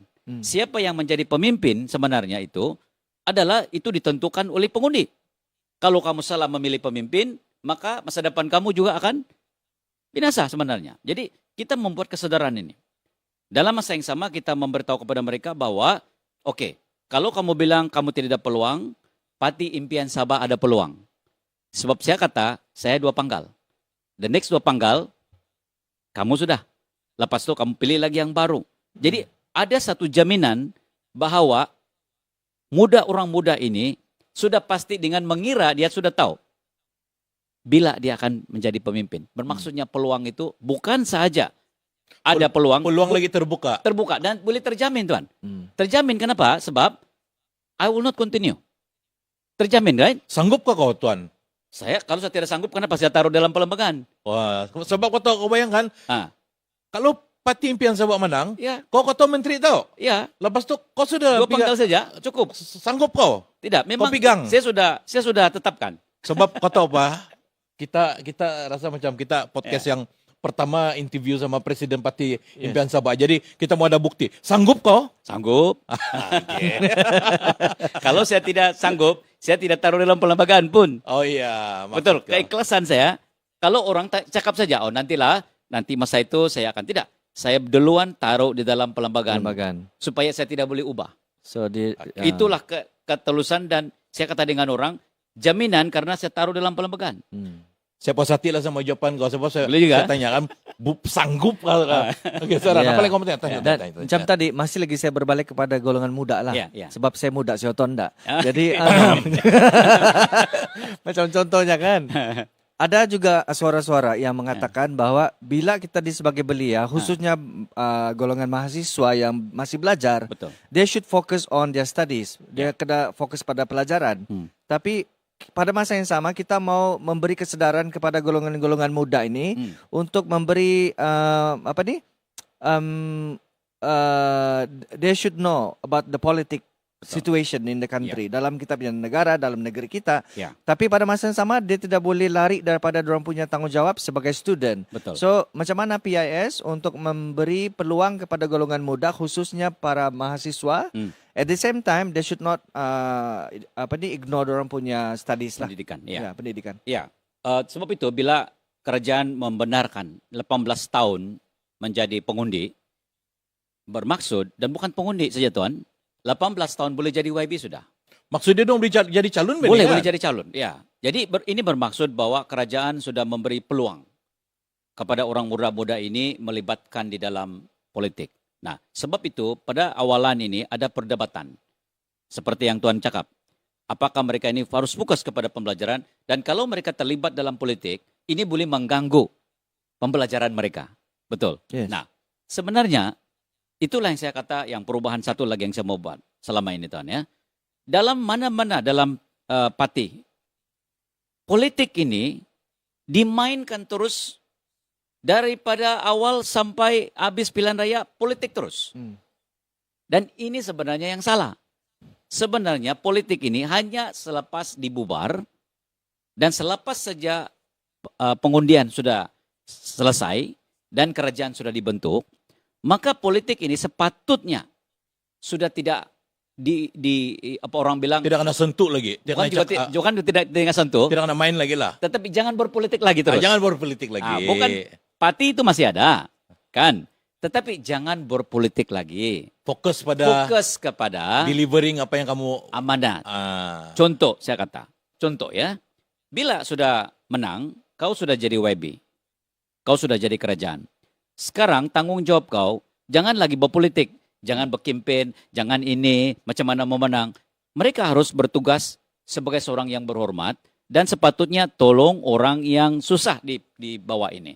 Fokus kepada membantu, ya. Dan membantu ini bermaksud siapa yang mereka harus bantu? Bantu orang yang susah. Keseluruhan, Tuan ya. Hari ini saya tengok ada yang berhormat ini, dia tolong dia punya orang saja. Tetapi dia sepatutnya yang berhormat kepada semua orang di kampung. Betul? Ya. Dia bukan yang berhormat kepada penyokongnya saja. Dia sepatutnya yang berhormat bagi semua orang di kampung dia. Tidak ada istilah orang bilang dia punya apa? Koroni. Dia tolong dia punya orang. Ini sudah politik sebenarnya kan? Kenapa kau tolong orang saja? Dia bilang ini penyokong dia. Ini sudah berpolitik. Dan ada orang yang mau bantu, dia bilang bahaya ini nanti kalah saya. Dia masih memikirkan macam mana mau menang. Kadang-kadang kebanyakan saya nampak itu, mereka terus berkempen supaya menang terus, supaya pilihan raya akan datang menang lagi. Sepatutnya selepas saja pilihan raya itu, fokus kepada buat kerja. Ya. Oke, dan melakukan ini. Sama juga, university, kau belajarlah. Jadi bila mereka pernah di dalam politik, masa bubar, mereka harus libatkan diri. Kenapa? Sebab mereka ini yang menentukan. Dan di dalam, saya tidak mendorong mereka untuk berkempen di sana-sini. Tetapi, oleh karena mereka ini sudah pengundi, sudah tiba masanya University SPM ini mula sudah mengajar silibus tentang politik. Ajar mereka politik ini apa? Bimbing mereka, kenapa politik ini penting? Saya katakan tadi, kesedaran. Itu sepatutnya kalau diajar. Kalau mau buat silibus yang bagus-bagus, ya yang the rule of politik yang betul-betul, yang belum tercemar. Yang belum tercemar. Maksudnya ikut yang macam apa yang SPR ada. Betul. Jadi kan ini sudah ada sebenarnya. Jadi kita mengajar mereka untuk memilih, contoh. Ajar pelajar ini tingkat 18 tahun dan university. Saya akan mengeluarkan, Parti Impian Sabah akan mengeluarkan cara memilih pemimpin-pemimpin. Contoh, bagaimana mereka harus memilih pemimpin? Apa kriteria-kriteria yang Tuan kata? Ajar yang betul-betul. Dan mereka ini harus dididik supaya bila masa pilihan raya, tanggung jawab mereka memilih pemimpin yang betul. Karena mereka yang menentukan sebenarnya. Jadi saya tidak setuju dengan student ini berpolitik. Bukan, dia orang harus belajar. Dalam masa yang sama, mereka harus diajar bagaimana memilih pemimpin yang mereka pilih supaya mereka tidak salah memilih pemimpin karena itu memberikan akibat masa depan mereka. Jadi, kalau mau pandangan saya, jangan berpolitik, tetapi ajar mereka. Karena mereka ini masih mau belajar. Ajar dong apa itu politik. Apa itu politik. Dan peranan mereka, tanggung jawab mereka. Tapi tidak boleh diorang ini yang kesana kesini. Jadi kalau diorang sibuk buat politik, jadi pembelajaran macam mana? Bahkan terganggu lah kan? Terganggu. Tetapi mengundi itu hak mereka. Jadi didik mereka dan bagaimana hak dan mereka harus memilih. Supaya mereka boleh menentukan pemimpin yang akhirnya membawa masa depan kepada masyarakat dan juga negara. Suaran, kau tahu apa keadaan sekarang nih? Tidak, apa dia? Saya kasih tahu kau. Apa dia? Selalu kita punya podcast 1 jam saja, Pak. Ya, macam kata sekarang nih kan, saya tengok jam kan, dah sadar, Pak? Ya, Limpah sudah tuan. Limpah sudah. 1 jam Siok. 26 menit sudah. Jadi begini, Ya, Tuan. oke. Last but not least, Macam banyak lagi mau dicerita. Ya, Oh, gila. banyak. Mungkin kita ada sesi kedua lagi selepas ini kan nanti. 4E 4 tu. 4E, 4 tu. 4 tuan 4 tu. 4E 4 tu. Iya, 4E tuh. Jadi Tuan, Oke. last but not least, ada secara ringkas mungkin boleh apakah harapan PIS kepada kita punya penonton yang mungkin disampaikan very short and sweet. Ya. Apa yang ingin disampaikan kepada Apa yang kau mau kita cakap penonton? sama dorang? Ini pulang kau. Kau tengok di kamera. Iya, oke.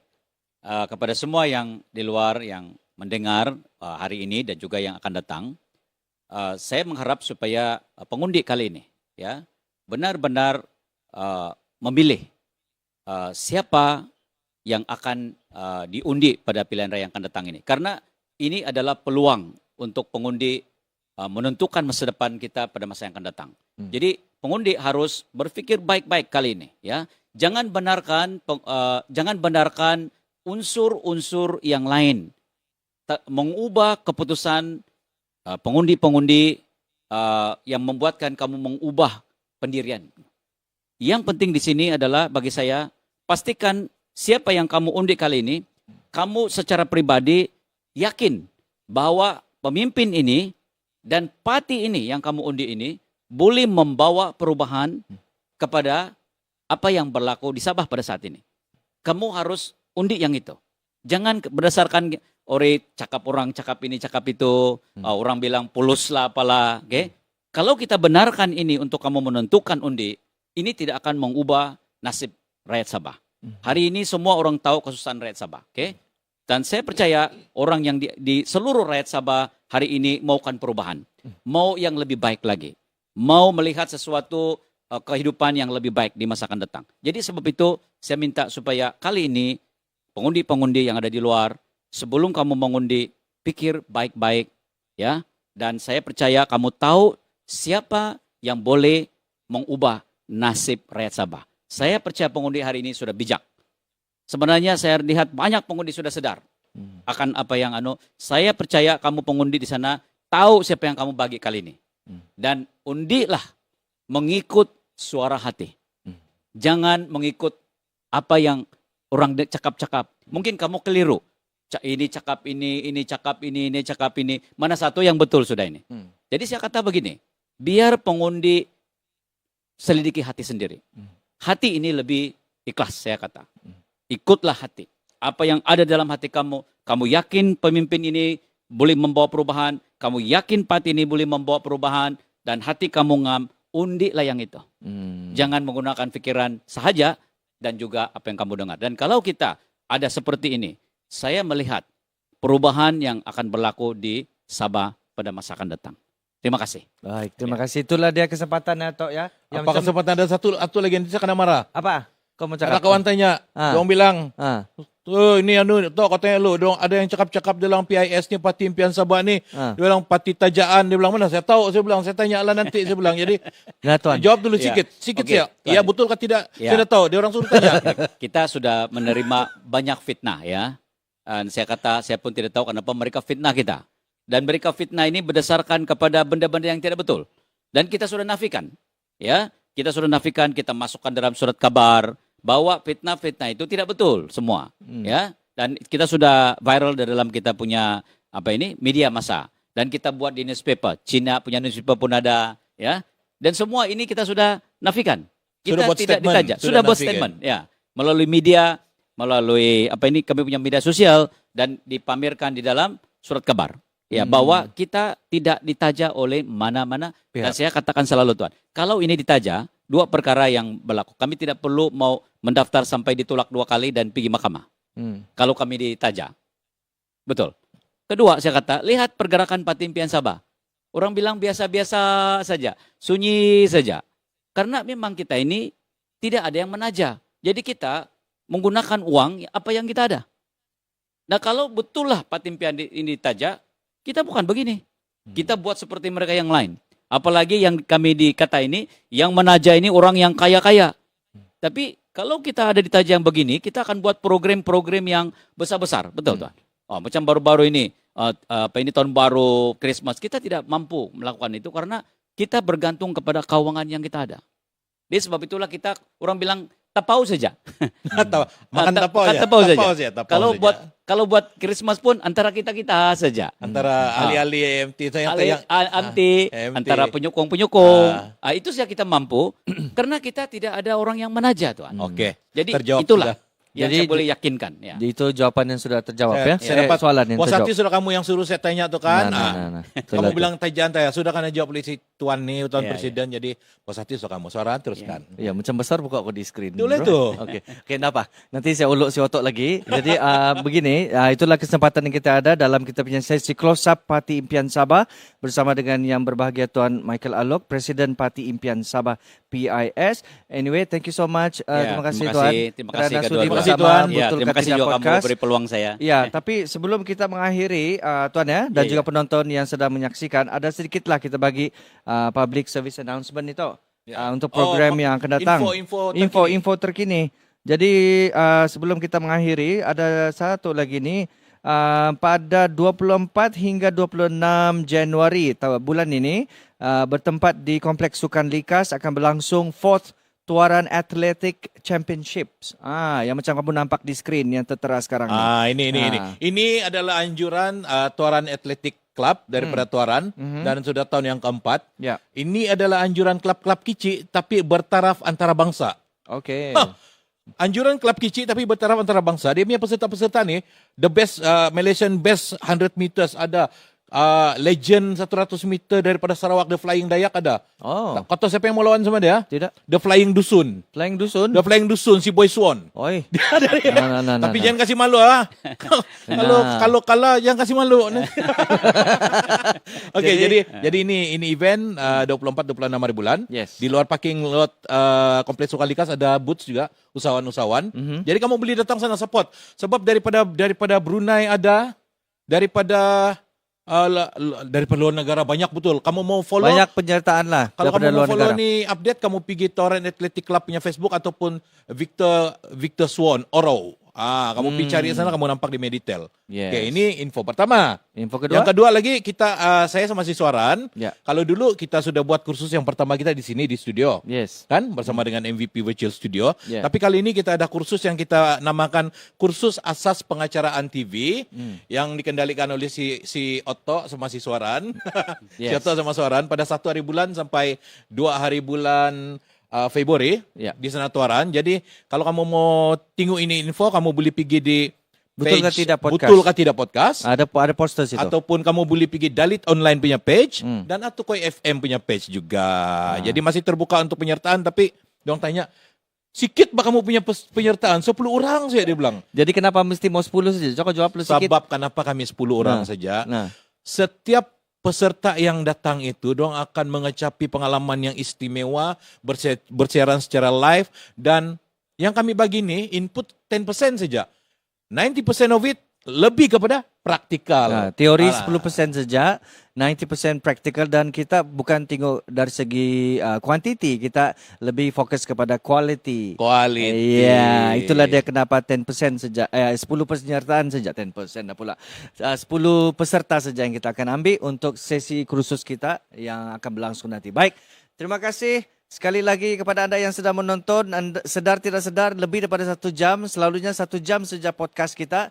Terima kasih Tuan. Okay, terima kasih. Thank you so much Terima for kasih. being here. Yeah. Terima kasih Tok kerana muncul dia kau balik. Sudah lama sudah kau kasih, Tok. tenggelam, timbul sudah kau balik. Timbul sudah balik, tapi kan saya mau baru belajar mau duduk begini ini. Sebab kan selalu saya di on air radio kan. Yes. Ataupun saya live berdiri. Ini duduk macam ni kan Sansara pula duduk macam ni di topa. Tapi aura dia menaik sebab kuning tu bantal. Memang cantik. So you stay maintain with that yellow pillow, Ini okay? bantal akan bertukar warna pada edisi akan datang. Sudah cukup lah. Saya buat bantal Overrun sendiri. sudah kita ni. Overrun kan? Overrun. Saya lapar setengah hari ni. Jadi Okay, okay. thank you semua. Thank you semua. terima kasih. Daripada saya Suaran dan OTHOE Atukoi. nah, jadi kita akan bersiaran lagi dalam podcast kita yang akan datang. Kita jumpa lagi. Bye-bye. Bye.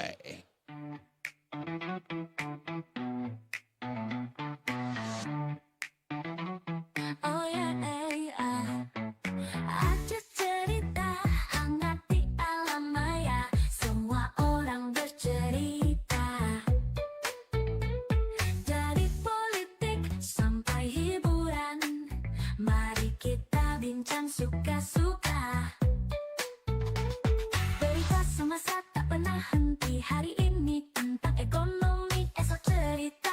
sensasi. Kita dengar semua dengan happy-happy. Suka-suka tak perlu pening. Topik semasa kita sembang ringan. Suka-suka semua jadi menarik. Dengar podcast hibur hati riang. Dari politik hingga kesukaan, semua ada dalam berbualan. Kita sembang, kita gelap, tak ada stres. Semua suka.